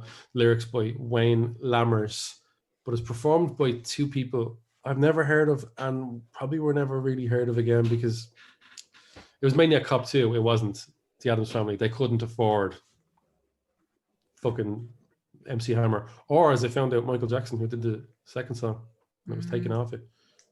I only found that out today. Actually, I was looking at Addams Family stuff. I was like, Michael Jackson did the song for the second one, but it was taken off. And there's a demo of it here, and it's again, it wouldn't have worked. I'm glad it didn't happen. It wouldn't have worked. But actually, if you'd have heard the MC song or MC Hammer song in out context, you would have said the same thing. Yeah, I actually do like that song in its own way. But yeah, it's by Yeshua Barnes and Brian B. Dubs Woods.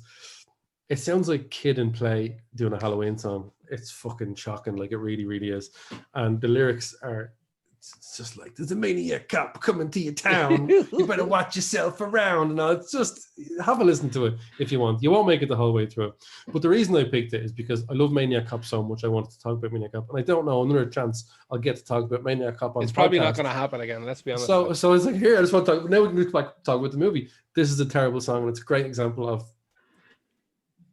it's actually the most extreme example of a rap song being wedged into a film, because Turtles, Batman, allow it because they're kids stuff, and the rap was cool at the time, early 90s.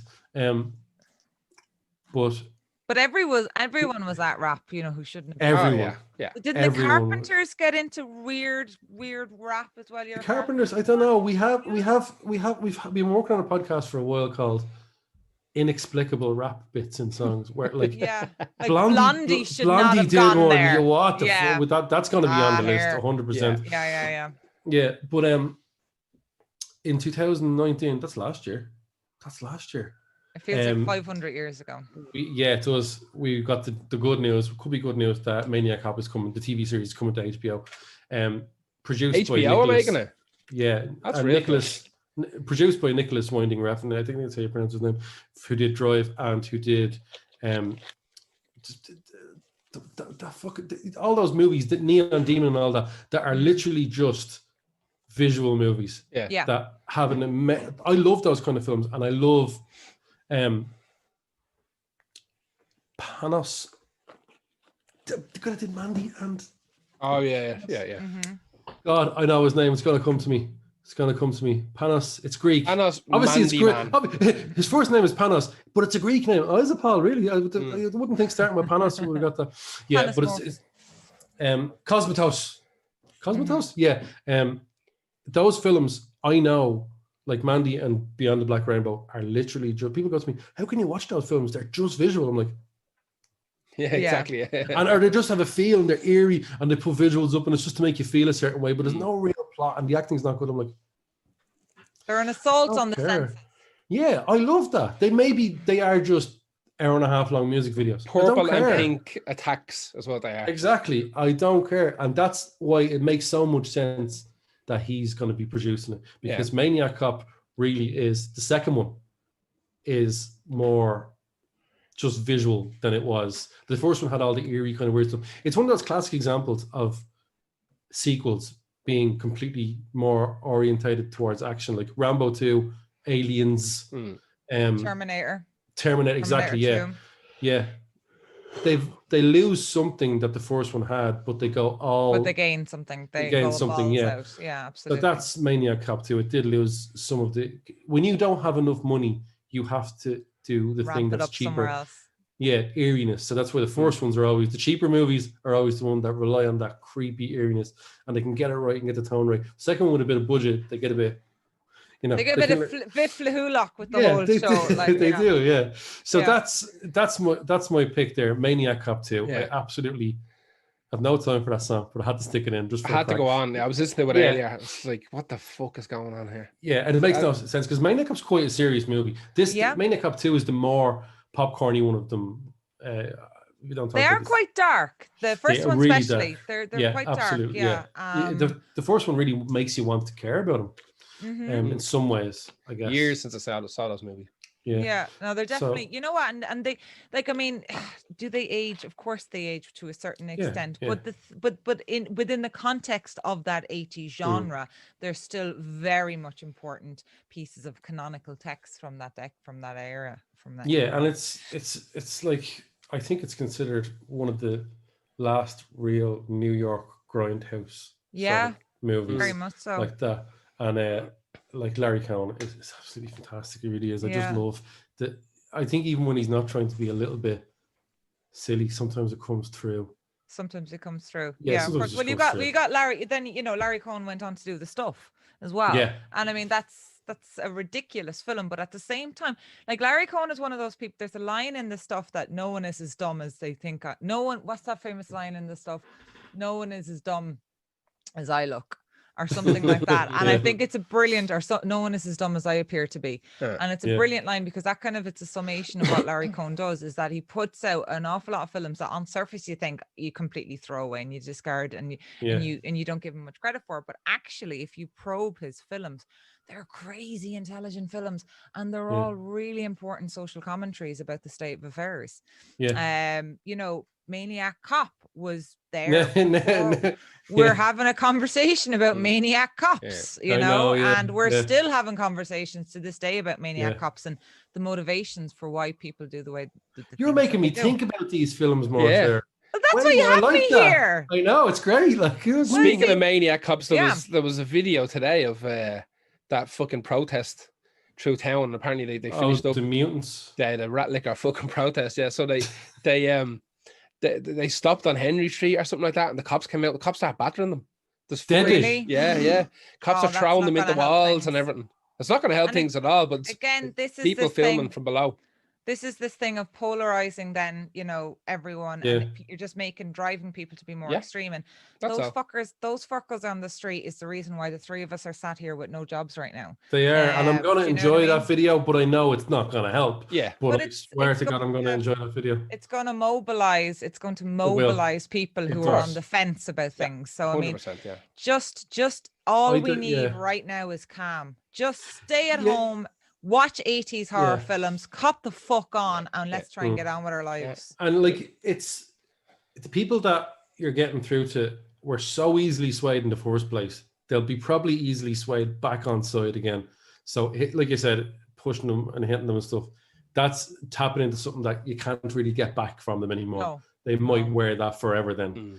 But like, if they're getting news from a fucking WhatsApp group for their bakery group, like a WhatsApp thing, then, and they're sure of this, then I'm pretty sure their mind can be turned back to non-mutant ways, like of. You're giving a lot of credit to the mutants. You obviously haven't seen as much horror as I have. Like, Helmet, the mutants won. The mutants won. Yeah. So that's Maniac Cop anyway. I think, Gary, you're place. I've got a next one. I've got a next one. Jesus Christ. I'll tell you what I need to get. My new chair that keeps falling apart. My new chair is falling apart. I need to get a cushion from underneath it, lads. The old arse is in fucking rough shape at the moment from this chair. I need to get one of them arsopedic fucking pillows or something for it. So what did I pick? I picked Candyman. Woo! Yeah, I fucking love Candyman. It's been a while since I've seen it, but I fucking love Candyman. And I picked the piece All Falls Apart. So it was Philip Glass who composed the music for Candyman. Now, Philip Glass is fucking ancient. I don't know he was this old. He's born in 1937, lads. 1937. Wow. In Baltimore in the States. He seems to be more of a classical composer than a scorer from movies. But he's done a lot of movies as well. He started off doing stuff like Hamburger Hill and The Thin Blue Line. He started off doing kind of war movies, was more his kind of jam. But he's done a couple of other things. He's done I've got a list of his movies here that were interesting, TV shows that he's done. So obviously Candyman is kind of the one he's known for. So he gave an interview a couple of years ago saying that like Candyman, he done the music for 1 and 2, and he said that like he still gets checks. Like Candyman is still kind of underground and popular enough that he still gets checks, but he doesn't get checks from the other stuff. But he's done music for Stoker. He's done some music for Battlestar Galactica, the remake. I didn't know how I feel about Stoker. Yeah, I don't know. One of my favorite directors of all time, and whenever they make that crossover into America, I'm like, yeah, Careful now. Yeah. Yeah. he done some music it for has to live. Yeah, go on, sorry. person of interest with Jim Caviezel. He's done some of that. Night Stalker, Kundun. He was actually in the Truman Show. The guy playing the piano in the Truman Show was him. You should get a little fucking achievement unlocked for pronouncing that lad's name right. What? Jim Caviezel. Fuck. What? It's literally how it's spelled. Like, is it? Yeah. How about it was like Jim Caviel. Jim Calzone? That's what I started calling him because I was just fucking. I couldn't figure out his name. I like him. I only saw him in the Jesus film where he gets better. He's good in the Jesus film, and he's in Outlander, where it's like he's in Outlander as well. I fucking love Outlander. Yeah, it's a great film. It's just like a weird sci-fi version of Beowulf. It's fucking amazing. Yeah.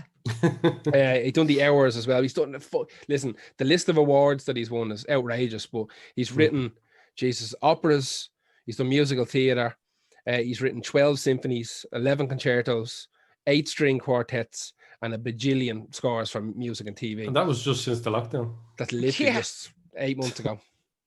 He's 83 now. I think he's still doing bits and bobs. I doubt he's as active, but he actually looks pretty good for an 83-year-old as well. He looks like he's in good nick. So 1992, Sandman comes out, written and directed by Bernard Rose. Sandman, did I say Sandman? That's because I'm just gonna say just before I'm reading the Sandman comics at the moment. It's in my head. Yeah, it's in your head. Yeah. Candyman. Opposite. Candy's delicious. Sand tastes like shit. Yeah. Especially if it's got red paint in it. Yeah. Sand was in your other film. It was, yes. Candy's. Let's say that's where I got mixed up there. So Candyman, 1992, supernatural slasher, blah, blah, blah, blah. Directed by Bernard Rose, who, to bring it back to music, directed the music videos for Small Town Boy, for Bronski B. He directed the videos for Relax and Welcome to the Pleasure Dome by Frankie Goes to Hollywood. He done one of Helmet's best out films. He's done Immortal Beloved. Yeah, that's him. Good film. Yeah, he done the 2000 Gary Oldman. He done. I thought Beethoven did the soundtrack to that. Yeah, apparently. Sorry.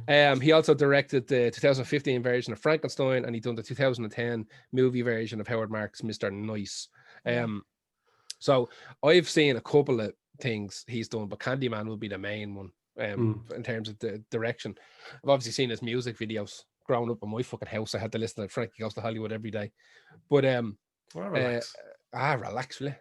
Jesus, you're coming out all guns blazing tonight.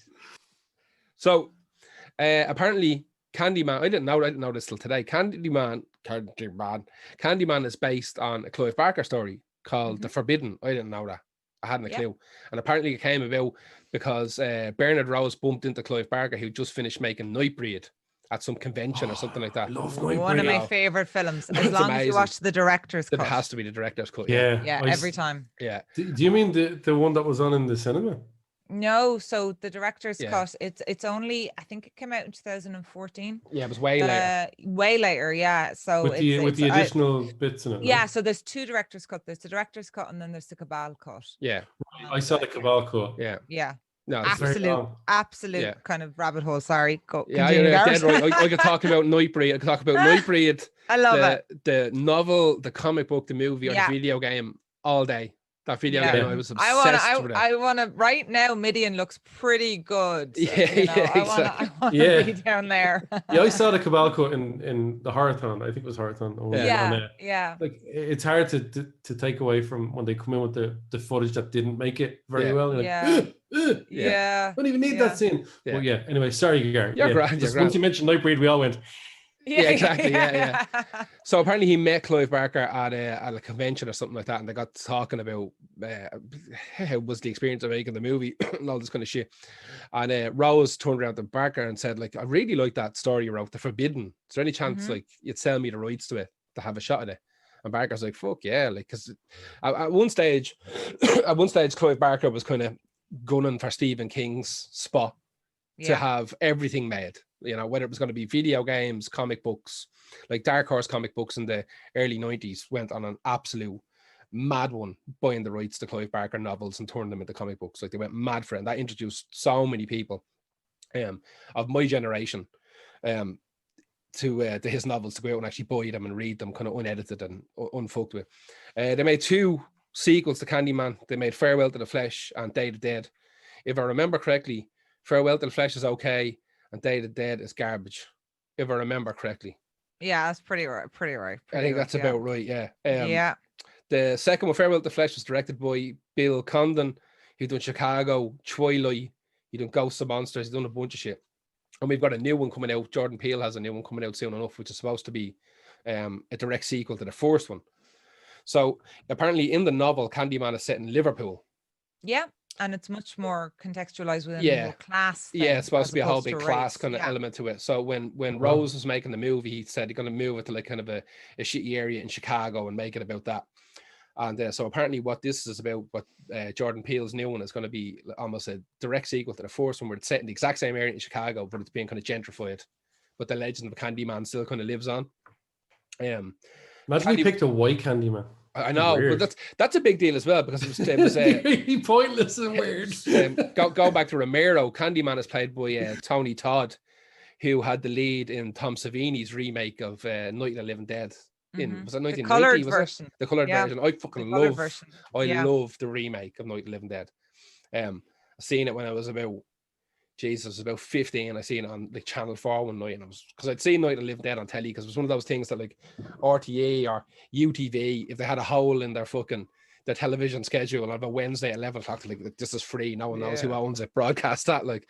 But yeah, he never made a penny off of it. That's what I was reading about, how they made it. It's absolutely insane. Insane. You know more about it than me, Sarah. What I read today was that he never made money off Night of the Living Dead, and then he went into partnership with someone who was going to like repackage it and kind of redo the copyright stuff in it. So he'd finally make some money off it. And when all that was done, that company folded, and he was left with nothing. And then he struck a deal with some other company, and the company took Tom Savini, the makeup artist he wanted to direct it, brought him in. And then eventually when it was all made, he was given out saying that like the movie studio wanted it to be super gory, but Savini and Romero were like, no, we have to keep it kind of in keeping with the original one. We want that like lull of horror, the threat of horror, as opposed to the gore. Apparently Savini had all these cool ideas about how to do stuff without making it mad gory, and they wouldn't let him. He said something like 30 or 40% of stuff he wanted to do in the movie. That's all they made it in. Loads of it was cut out, loads of it wasn't allowed in. But like poor El Romero never made a penny off like his biggest fucking marquee title, you know. So apparently this was an idea to try and like, if we can redo this, and like Romero's name's going to be attached to it. Savini's already a big name in the kind of movie world for makeup and stuff like that as well. So maybe this will bring it back up. But I don't know how much money it made for either party in the end. I don't think it was a flop, but it was just one of those things. It was confusing. Yeah. I think people were quite confused about it. It was kind of like the whole, second Evil Dead thing. Yeah. No one quite understood what the point of this was outside the context of the really, obviously financial rationale that you've just given there, Gar. I don't think people quite understood what they were doing with it. If it had been directed by somebody in isolation from Romero or Savini, maybe they would have understood. Yeah. But it was just kind of like people were confused by, but it's in color, but Romero's doing it again, and Savini's, I don't really understand what's going on. And it was nearly shot for shot as well, if I remember correctly. It was nearly shot for shot, yeah. And it just, I think a lot of people were just confused by it, really. Yeah. So it was like a fan fiction version of Night of the Living Dead, like. Yeah, it was like a slash thing almost. Like, it's interesting. Very much so. Yeah. So anyway, that's this piece of music is my favorite piece that I picked tonight. Anyway, All Falls Apart. It's horrifically haunting. Like, it's fucking brilliant. Yeah. It's actually terrifying. There's not that much music on this playlist that's terrifying. This is fucking scary. Like Ave Satini and all. Not really. Like, it's just a lad shouting. I don't know. I think that's creepy. Listen, if I heard it in the fucking dark, you know what I mean? If I woke up and it was playing, that'd be different. You know what I mean? I should have said before you move on as well, Clive Barker did People Under the Stairs. And that has a rap song at the end of it. So technically that's Jesus, you and your rap. Will you stop tarnishing all these films for me with this garbage? I'll remind you of all the terrible fucking... No! People Under the Stairs is one of my favorite films of all time. I love People Under the Stairs. Beautiful film. Yeah. I love it. And I love how well every single person is acting in that movie out of their skin. Like, and it's Anyway, also that was All Falls Apart by Philip Glass, who apparently is actually related to Al Jolson. He's remotely related to Al Jolson, which is fucking mad as well. It's there's a bunch of stuff there about his ma. I'm not going to talk about that. No, I'm looking at the time going. Yeah, exactly. Talking about Maz now. Who's next? I think Sarah's next. Me? Sarah, Yeah. What am I doing? Oh, I'm doing it. Happy Halloween. It's Season of the Witch, Halloween 3. Lovely. I love that film so much. I love this film, and I'm looking at the theme song for that for Halloween 3 Season of the Witch, which is done by John Carpenter and Alan Howarth, I think is pronounced how you pronounce his name. And he went on then to do Francis Ford Coppola's, he did the sound design for Francis Ford Coppola. He won an Oscar actually for it. Really? For the Francis Ford Coppola Dracula. And he was one of the primary sound designers and soundscape designers for Back to the Future. And he's done loads and loads of stuff.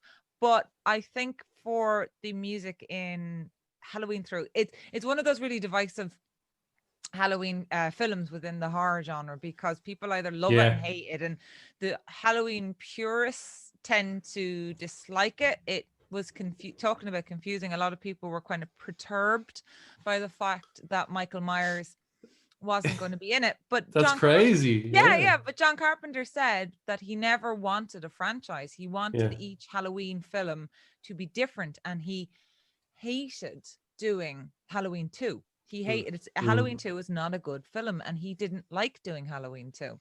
And he wanted every Halloween film to be different. So John Carpenter is very much, we talked about Outliers earlier, like he's a grumpy old fart when it comes to an awful lot of the horror genre. Curmudgeonous fucker. I love him for that. He is, because he's kind of like very much like George Romero, in the sense that he's always been wanting to be part of the studio scene, but at the same time he's continuously shirked. So this push and pull between him and mainstream cinema all the time.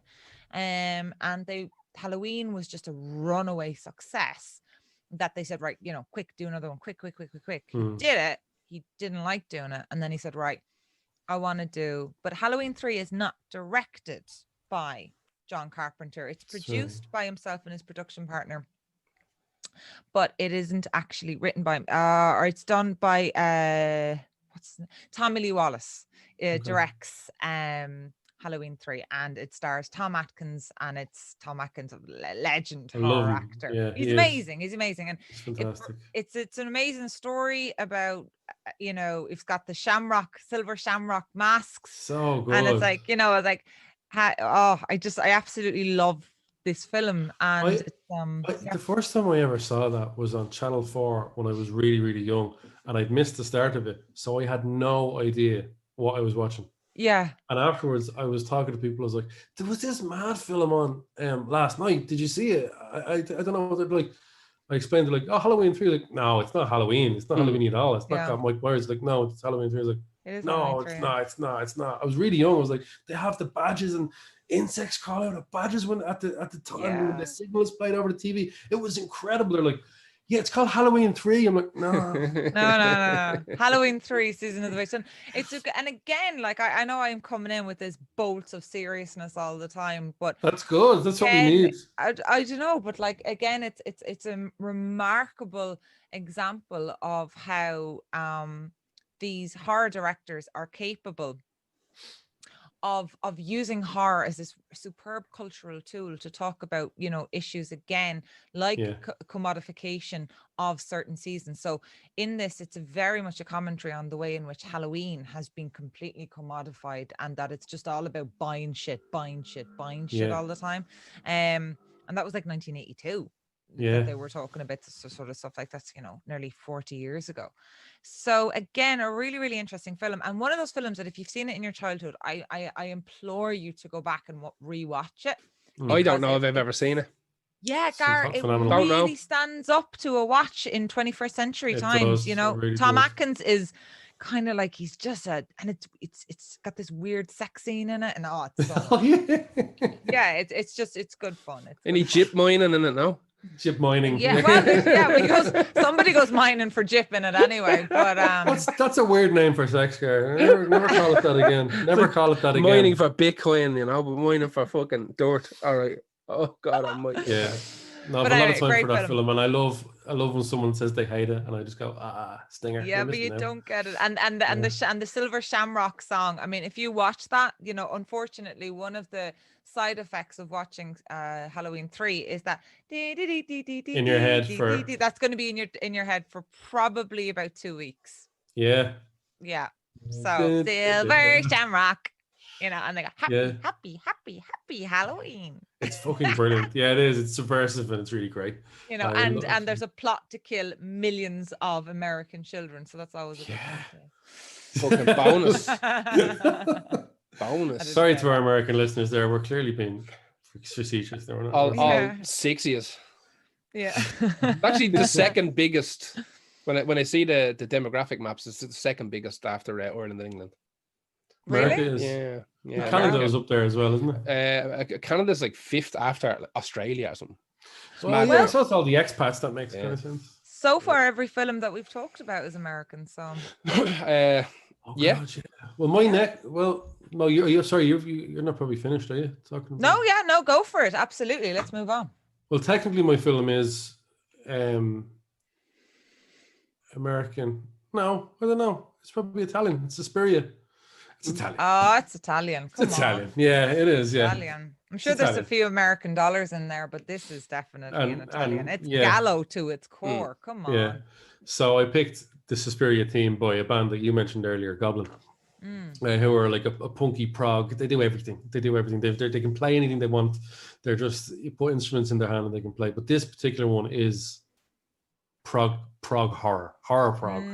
If I had to we are awful fuckers for putting labels on stuff. Actually, you are just proggy. It's progressive-y stuff, and it's definitely from a horror movie. They've done an absolutely fantastic. This is my favorite song that I've put on the list, and it is my favorite horror theme of all time, except for maybe Killer Clowns. But Killer Clowns is sort of like it doesn't put the shits up me. Suspiria does too. This is your highbrow scare. This is my highbrow. This is the one that saves me from putting Maniac Cop and Killer Clowns on it. And yeah, this is when you're feeling fancy. This is my fancy jacket. Like, Suspiria, Suspiria, highbrow horror. Yeah, the Goblin also did the soundtrack for Deep Red. Goblin are a band with like a revolving door. They've been going since 1972. There's no way they have all the same members. It's just come and go. Whatever, we're doing this, we're doing a movie, we're doing just our own albums. Suspiria is a classic, and for a film that hangs its hat on gore so heavily, there's still a lot going on in that film. I think it probably turns some people off, the amount of gore that's in that, but it's Argento. I love it. There is it's another one of those visual movies like that. It's an affront to the senses, very much in the same way you're talking about Mandy, and it's very much art house, and a lot of people don't like Suspiria because it's not as say accessible a film to view as something like Season of the Witch, Halloween 3 or Killer Clowns, and when you kind of need to be in the mood to watch Suspiria. You do, and I think some of the bad dubbing and some of the, I'll say the acting's not phenomenal in it or whatever like that. It's not supposed to be. That adds to the tension in it, and it all makes you feel uncomfortable. Like if that was all acted brilliantly, like I haven't actually seen the remake. I still haven't seen it. I don't know why I still haven't sat down and watched it, but I'd imagine that has much better acting. I don't know how that would affect it and stuff like that. But I heard it's fantastic. I heard it's absolutely phenomenal. But I will watch Suspiria the remake. It's crazy that I haven't. But when I watched this for the first time, honestly, I'm not going to pretend I watched it in the fucking 80s or when I didn't. I watched that, I'd say about 9 or 10 years ago for the first time ever, when my mates were like, "You haven't seen that?" Like my mate Darren, like, or Git, like, "You haven't seen that? Yeah, you got to watch that," and he'll give you a copy. Yeah, it's one of the ones you have to have in the And the problem with it is that you're never going to be in the mood to watch Suspiria. You just need to sit down and watch it. Yeah. it's weirdly not a Halloweeny movie at all. It's really not. No. It's not. No, It's and not. not one to watch hungover while waiting on the takeaway on No. a Sunday afternoon No. because it's one of those films that very much is creep crawls with with terror, with kind of like a brimming terror. There's this great expression by my favorite horror academic, Dara Varma. He talked about this in the 40s, and he said the difference between terror and horror is terror is the smell of a corpse. Horror is stumbling against one in the dark. Yeah, that's And crazy. that's very much kind of what Suspiria is based on. It hops between very kind of cerebral terror and visceral horror. And that's it. It kind of it finds an uncomfortable and lives in a very uncomfortable space between those two. But you're right. It Beautiful. is. It is. I don't know when you'd ever feel like going, oh, this is a look at the sun is shining. It's a real Suspiria kind of day. No, it's not. Yeah. It's really, maybe, I don't know, if you're off sick from work, but you're not feeling too bad. Yes. Yeah. I know that they played the whole soundtrack and the Profondo Rosso Deep Red soundtrack about 5 years ago in Dublin. I didn't go to that because we don't get to go to anything. The three of us don't get to go to anything ever, really. Like, we're usually working, and the amount of things we miss, like, did you go to that gig? No. The only reason I got to go on John Carpenter, because that was midweek, it was like a Wednesday, right? Yeah. Oh, that was amazing. It was a Tuesday night. Tuesday night, you're right, yeah.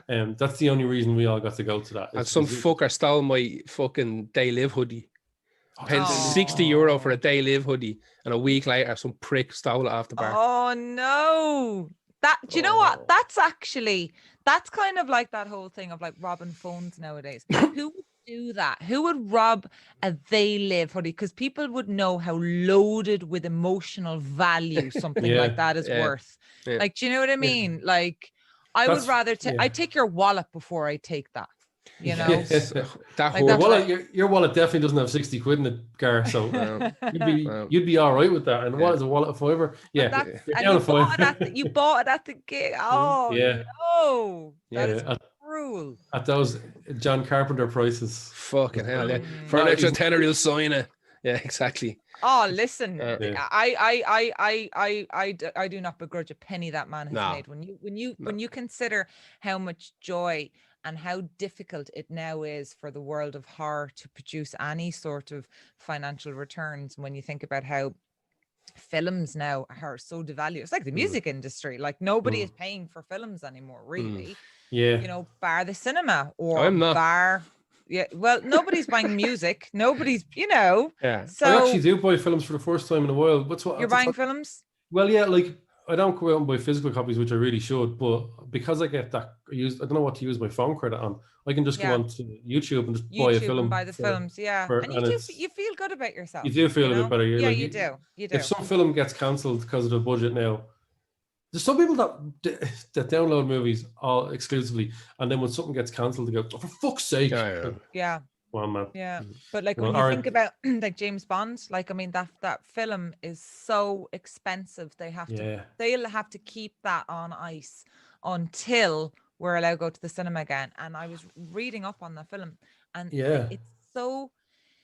The problem with that film is that they're going to have to retrospectively CGI alter the technology in that film, because the technology that they use is so up to date that it's so tied in with marketing. So like, and their phones and cars, the latest car, the latest whatever, the latest suits, the latest shirts, all of this is tied up with marketing, that they're now going to have to CGI change all of this. They have to get the 2021 Aston Martin or something. Yeah, that's grim. It's so grim. It's kind of sad because James Bond is reliant on the cinema, and we found out recently the cinema was very reliant on James Bond, and it's very reliant. Yeah, fucking in trouble. I know that Tenet movie did okay when it opened, I think for cinemas, but that's kind of that was like the only thing the cinema showed before they closed again.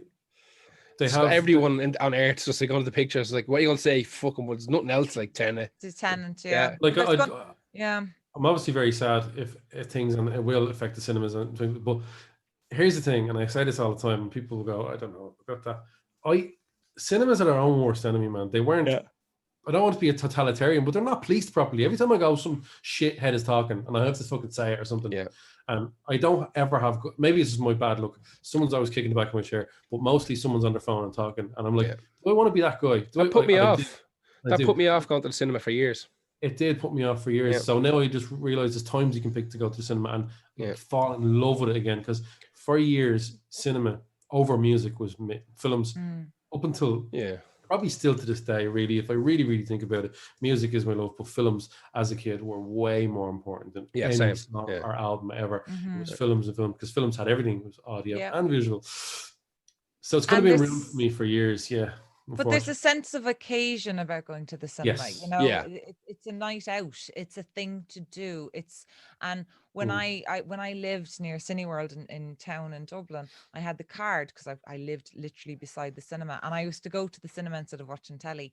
And it was this like, going to the cinema by yourself is a lovely thing to do. I love it, Absolute luxury. I've never done it. It's great. And like, you go and you don't buy jellies. You just go in with your bottle of water and you feel like an absolute cinephile. It's amazing. No pad. What I miss is giving a movie your 100% attention. That's what you do in the cinema. And you get to feel the sound, and it's huge. And there's no, but that's what I'm saying. That was constantly broken for me by people. I think I just had a run of bad luck going to films. But the great thing about that is you never get that in the Lighthouse or something like that. Really, you don't really. And that's why I did start going to see Lighthouse films. I saw Twin Peaks for a walk with me there and stuff like that, which almost made a song off that almost made it onto the list because that's a horror film. That's not a psychological. That's a straight up horror film. And absolutely. So who was it? Was it me talking about Suspiria? Yes, Suspiria is great. Gara, you're up next. My last one. So I don't have an awful lot of information on this, and it's going to be hard to pronounce. In fact, it was probably just a bad choice in general. It's the main theme from Rosemary's Baby, right? And I can't really talk about who made it because he's a scumbag. So you can name him. I can name him. So it's 1968. It's made by Roman Polanski. Right? We always leave our scumbags to the end. You ever notice that? Exactly.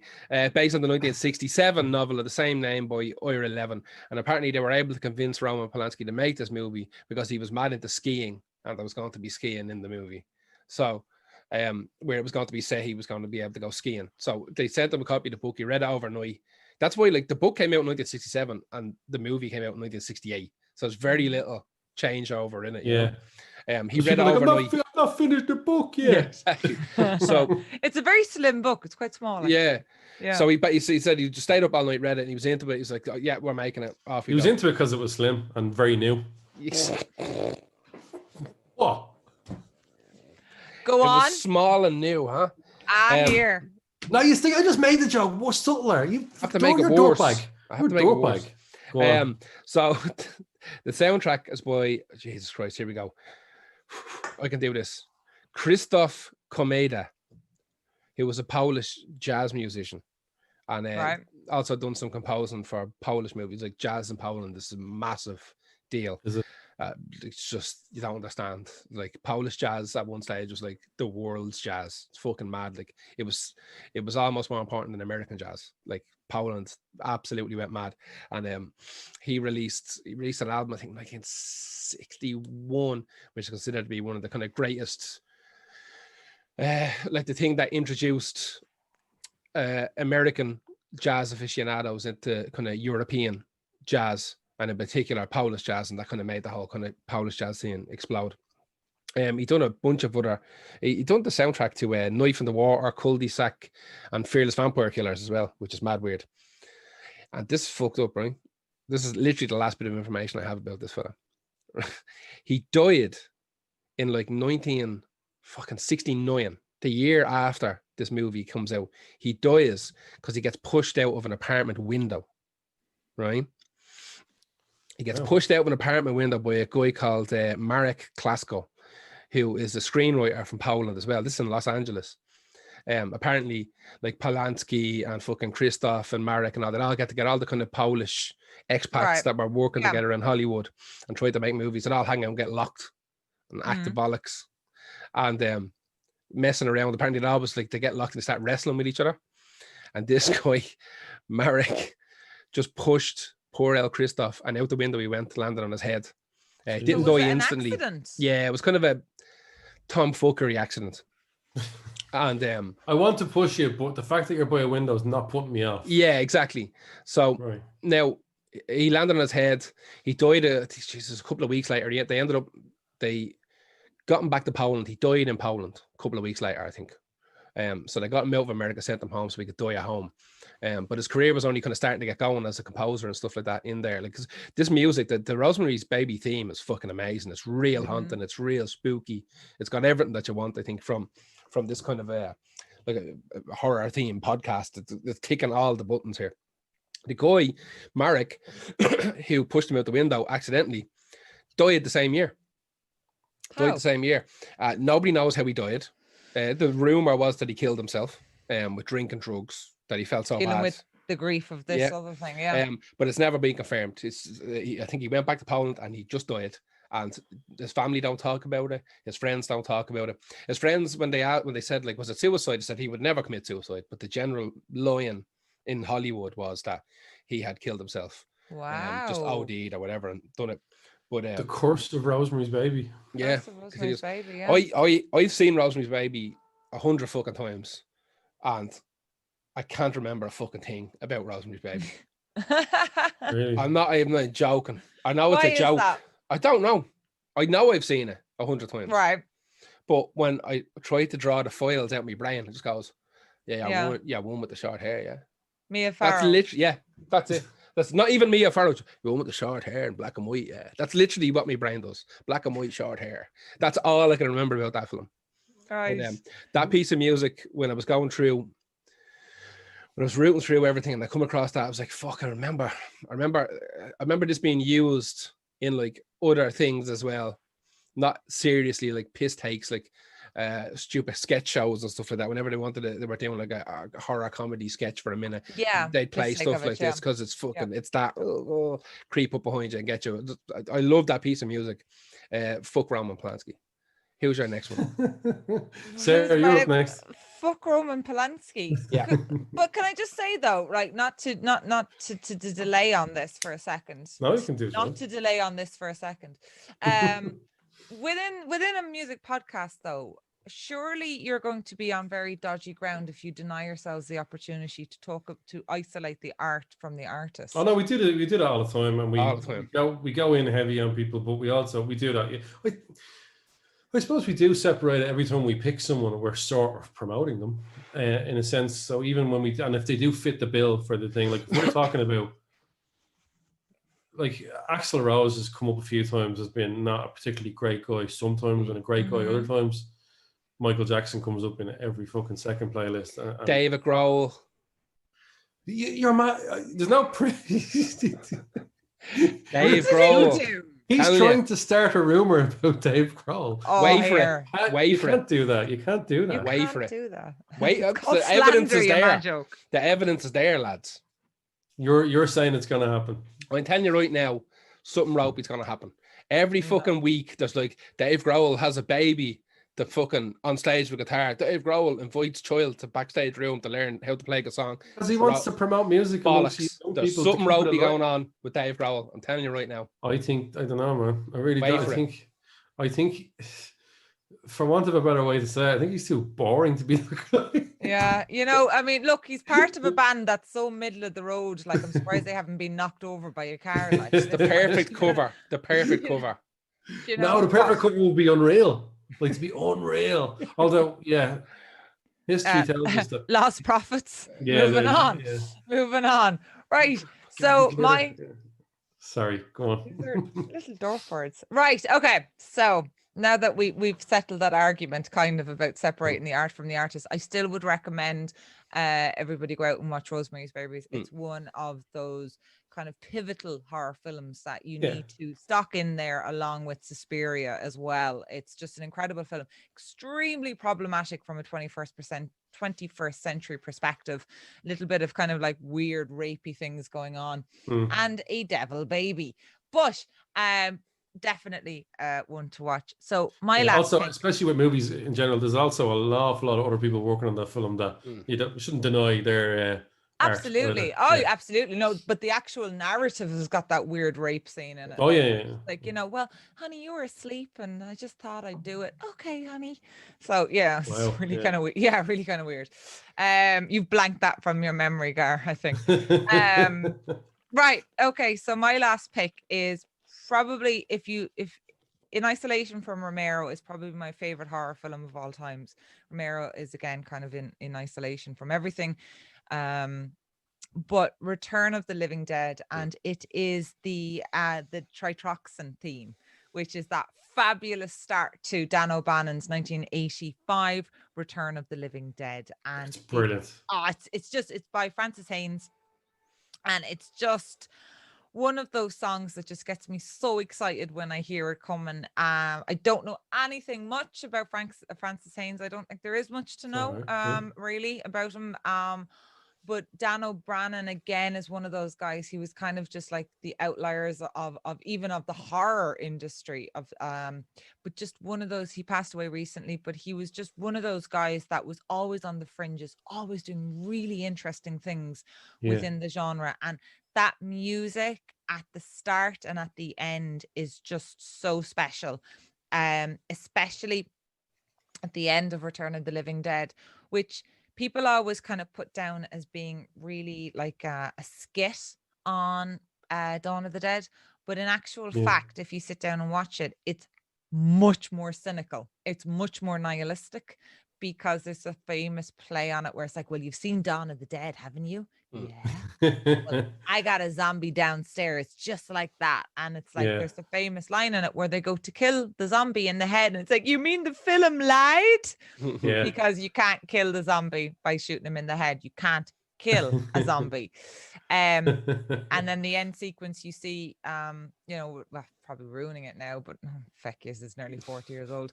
You see like all the zombie dust go up into the air, and you know that America is fucked. And you have the Tritroxan song going on. It's just brilliant. Actually, I own the soundtrack on vinyl and the second one as well. Yeah, it has a sort of almost slightly electronic-y industrial feel at the start of it. It does. Yeah, it's really, it does. really good. Don't know anything really about Francis Haynes other than I know that he just absolutely just one of those songs that I just again gets me very excited as a horror fan when I hear that. And you have all of these amazing iconic characters such as Tarman, and you have the Send More Paramedics, and it's just a brilliant film. So much fun. It's got Elena Quigley in it, doing a striptease as a zombie. It's just got so much fun in it. Great fun movie, yeah. Great fun. Yeah. I don't know if I put that. I put that exact version on it, but for some reason, it's definitely the same version. But for some reason, Spotify is calling it a different artist because I think it's well. So if anyone's seen that, that it is the Francis Haynes. Is Francis Haynes? Version Haines. That is on the playlist. Yeah, I want to go and watch that film now. Actually, I'm gonna go watch that before bed as well. Yeah, look at the time going. I really want. It's a great fucking film. Yeah, it's a great before bed film. It's a great before. Yeah, there's some horrors I won't watch before bed. Like I wouldn't watch Wolf Creek before bed. For some reason Wolf Creek still scares the shit out of me. I think it's really. That's a dodgy film. Yeah, or like Eden Lake, something like that. You don't really want to be too unsettled. Yeah. Yeah, you don't want it real before bed, do you?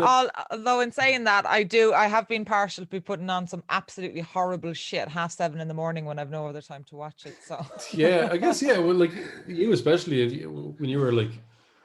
I don't know how much more films you have to watch than you'd already watched to do what you were doing when you were becoming a doctor.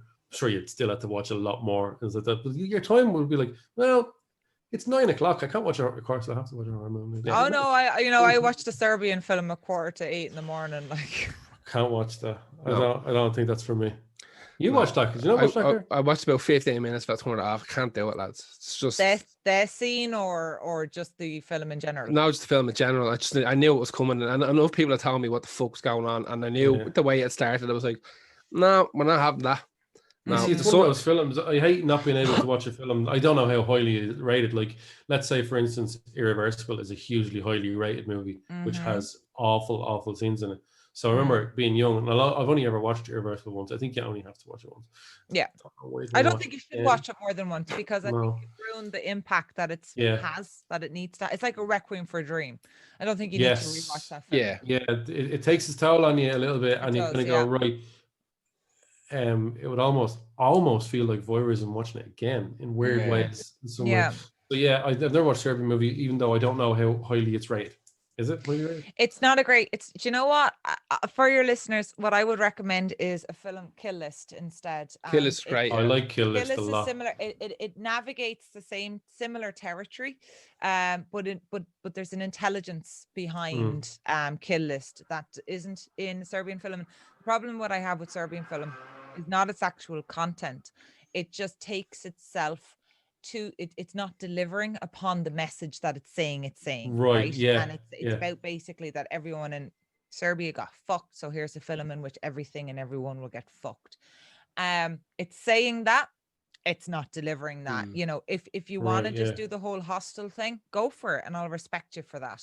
But if you're trying to make something really grotesque be intelligent, and it's not delivering upon it, that's the thing I don't respect about it. So it's unnecessary for what it's trying to say. A lot of other films have done that's what I felt it might be. And I'd hate to sit down and watch it, go through that for it to not get a great film or something that I needed to see. Exactly. It's not worth the assault on the senses, to be brutally honest with you. Yeah.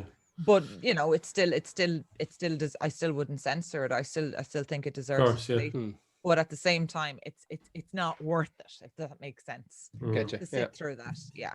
All right. I don't think I ever will. I think put on Killer Clowns instead. I've become much more sensitive the older I get. You are a sensitive little creature, though, anyway.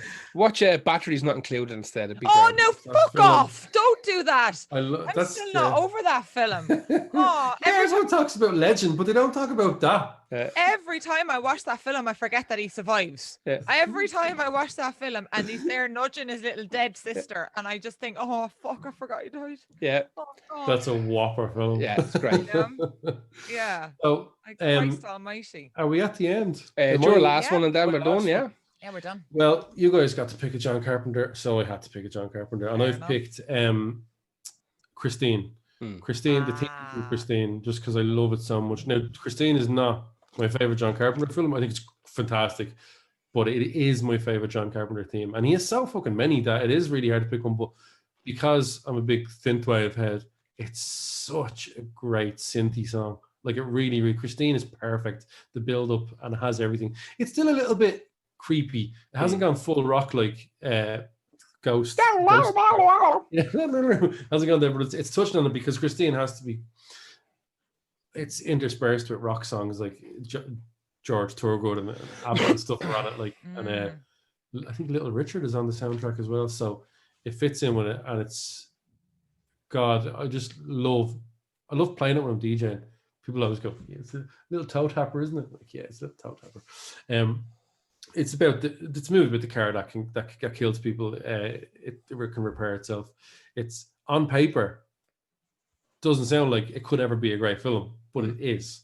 It just is because the way it's handled, the way it's directed, and the way it's written. So you're talking Stephen King and you're talking John Carpenter together, and is a pretty good success. I think it made twice the amount of its budget and stuff like that, and it did review quite well as well. I think it reviewed quite well because it was Stephen King involved in it as well. I think if that was just John Carpenter, people would have went, no, I didn't like it. It was like, oh, Stephen King was involved. Oh, maybe this Carpenter guy has got something going for him. Like, yeah, okay, you know what I mean. But I really do like it. The first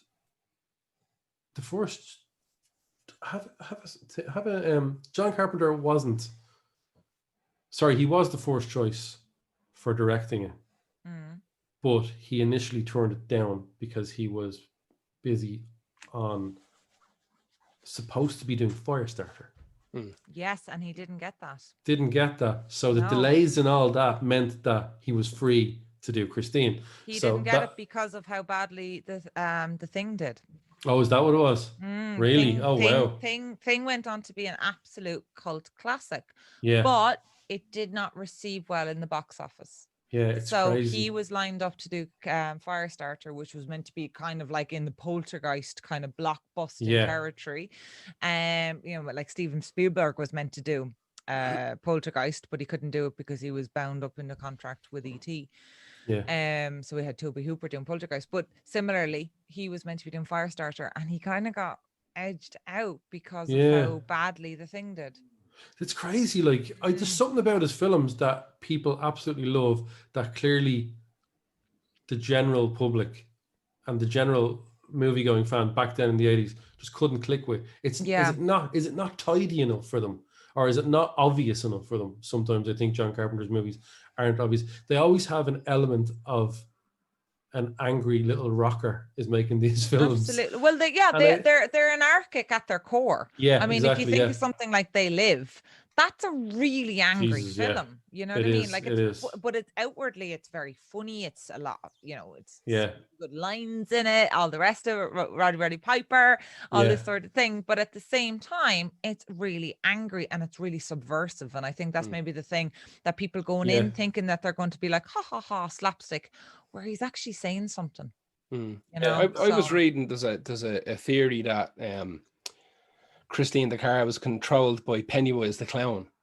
And because all Stephen King novels are connected, there's a thing in the book where one of the characters, Henry, is collected in a 58 Chevy in Christine, and it's driven by one of the dead kids from It. Right. The book. Oh, right. What's his name? Butch Huggins or something like that. Yeah. And what Christine actually is, though. It's just a bit. It's because King has the spine of the Dark Tower, that every single novel and story is like a layer or a floor in the Dark Tower, that there's leakage between all of his different stories. So even like that's great in theory. it kind of works. So a lot of it is like. Right. He was on coke when he wrote a lot of his early stuff as well, though. Yeah. He's like, shit, we're going to tie that one in. Yeah. Like, he says he doesn't remember writing Kojo. Yeah, exactly. So so one of the first things he ever wrote was The Gunslinger, which is the first book of the Dark Tower. And then he went on afterwards and he writes fucking everything else. And he said that it was always there in the back of his head that he wanted to have some connection that you could get from like book 40 to book 2 fairly handy, if you get me. So every time, like he has another one, he has another book called From a Buick 8, which is another haunted car fucking type of story as well. And it's supposed to be that when you open up the trunk of the car, it opens up a portal into one of the worlds from the Dark Tower where the baddies live, and they're grabbing people through the boot of the car and all this kind of shit. So he does end up tying an awful lot of stuff. Like, remember that Anthony Hopkins movie Hearts in Atlantis? Like that's actually a chunk that is a book he wrote, but that book is about a character from the Dark Tower. Is that the whole idea? That's actually supposed to be, if I remember correctly, his character is supposed to be the father from Pet Sematary, the priest from Pet Sematary. Oh, okay. Or from Salem's Lot, from Salem's Lot. That was meant to be his story about what happened to him before that. Yeah, I like when lineage and stuff like that is tied in together, but just saying, the boot of that car opens and it goes to the other book. Yeah. He's just mad for that little link. And that like I'm a massive Stephen King fan. I've read every single Stephen King book at least twice. And like a massive Dark Tower fan, more so than anything else. I'd say I read most of those other books because I read somewhere that every single book is connected to the Dark Tower in some way, shape, or form as well. So I'm a fucker for any King movie or book or anything they make. I'm always then they made that really good movie that you love. Which one? Or the actual Dark Tower movie? A fucking abomination of a thing. Jesus Christ, I'm sorry to open that. Go on about your Christine anyway. Yeah. Yes, because we are coming to the end. Look, I said it before, Carpenter doesn't have any right to be that good at what he does. He's one of the few directors that will score his stuff. Another obvious one would be David Lynch, who nearly made it onto this playlist with Angelo Badamantelli for Walk With Me. Robert Rodriguez as well. I think Clint Eastwood has done it a few times as well. Being able to score your own movies gives you don't have to tell the artist what you want it to sound like, and that's incredible. You get that duality of audio and visual, and so that was my final point on John Carpenter. That was good. I enjoyed that. That's a great list. I have to be honest with you. I know we didn't play any of the songs because it would have taken another hour. It would have been another hour here on top of this. And the playlist is there for people. We'll release the playlist the same day as this podcast. Usually we wait a couple of days. Well, we'll put the playlist out. We noticed when we put the playlist up, someone will read it and go, episodes. Yeah, and they don't listen to the podcast. They just look at the playlist. There's an amazing story about it could be about Simply Red. I don't like Simply Red. Yeah, neither do we. Yeah, exactly. That's why we're talking about it. We're shitting on them in this. Yeah. So, Sarah, thanks a million for joining us. No worries. We will post links to Deadly Doses for people that enjoyed the horror element of that. You're absolutely going to love that podcast for sure. And we'll catch you on the Elaine show as well. What's it like working on TV? Well, you know what? When I was a little girl, all I ever wanted to be was the token horror girl on a daytime TV show. That's all I dreamt about every night when I went to sleep. And it's like, it's always great, it's like Kardashian story, mother kills child. So Sarah, what do you think about this story? And it's like every time there's something ooey or gooey or kooky or whatever, it's kind of like it goes to me. Like, so, I'm a normal gal. It's good fun. It's good fun. But cool. It's absolutely been a pleasure, and I've learned so much being on the show and listening to you guys. You're encyclopedic when it comes to your music genre. It's nerve-wracking. We pretend to be, but it's nerve-wracking coming on to shows. I'm just glad we got to talk to most. We did mostly. Like I said, I knew we were going to talk mostly about the films, and that's why. Yeah, I think it's so important, the relationship though between music and it's that thing that if you ever want to watch a horror film and there's a scene coming up that you're nervous, and you're by yourself, you turn the volume down. Because sound and especially sound design, we didn't even get to talk about sound design, Foley, all that stuff. So when we've got the whole reap in Psycho, or we've got that fantastic score in Jaws. There's so much of that just never even appeared. And then you have even just the collection of songs and the way in which they paint pictures. Like, I know he's very diverse figure, but like I am a massive Rob Zombie fan, and I think he paints with music very well.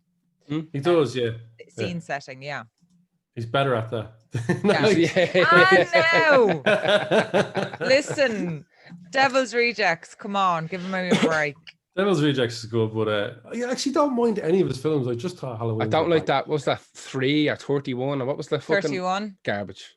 Yeah, well, listen, Lords of Salem for music fans actually is really interesting because it's contextualized within a radio station, and it's all to do with the devil's music, which in this case is satanic.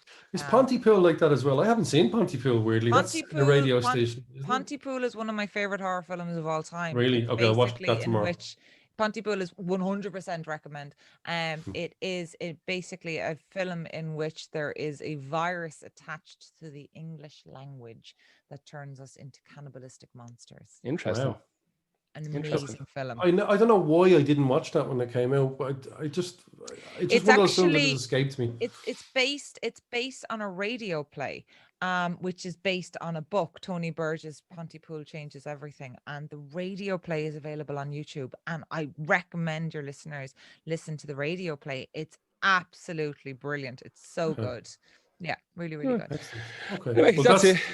Everyone's like, I think after this, everyone's going to be like, I have things to watch. Killer Clowns. Yeah, exactly. Yeah. So thanks a million for this, and sorry for keeping it this long, but we do like to ramble and talk shit a lot. And that's my sure, and good luck with the podcast again. Absolutely. Thank you. It's fantastic, and we'll stick up links to Deadly Doses, which you will absolutely love if you liked any of the waffle that we gave today. Thank you. And thank you very much. Do want to give the info about our Yeah, so what we do, I can't believe there's a fucking camera on me. We do the podcast every week. We do a live show every Saturday night. If you want to support us, you can go to patreon.com/Lost Art Podcast. That's a subscription-based service. It's €5 a month. You can subscribe for a month, now fuck off, or you can keep it on there. Do whatever you want. Then we've got ko-fi.com/Lost Art Podcast, and that allows you to tip us in €3 and $3 increments. All the information is up on lostartpodcast.com. Yeah. Can I have some more? Exactly. I spilled my glass of water and I've no more now till tomorrow. So go to Patreon, patreon.com/Lost Art Podcast. And we will see you guys again next week. Thank you very much. Good night. Thanks. Thanks a million, lads, for having me.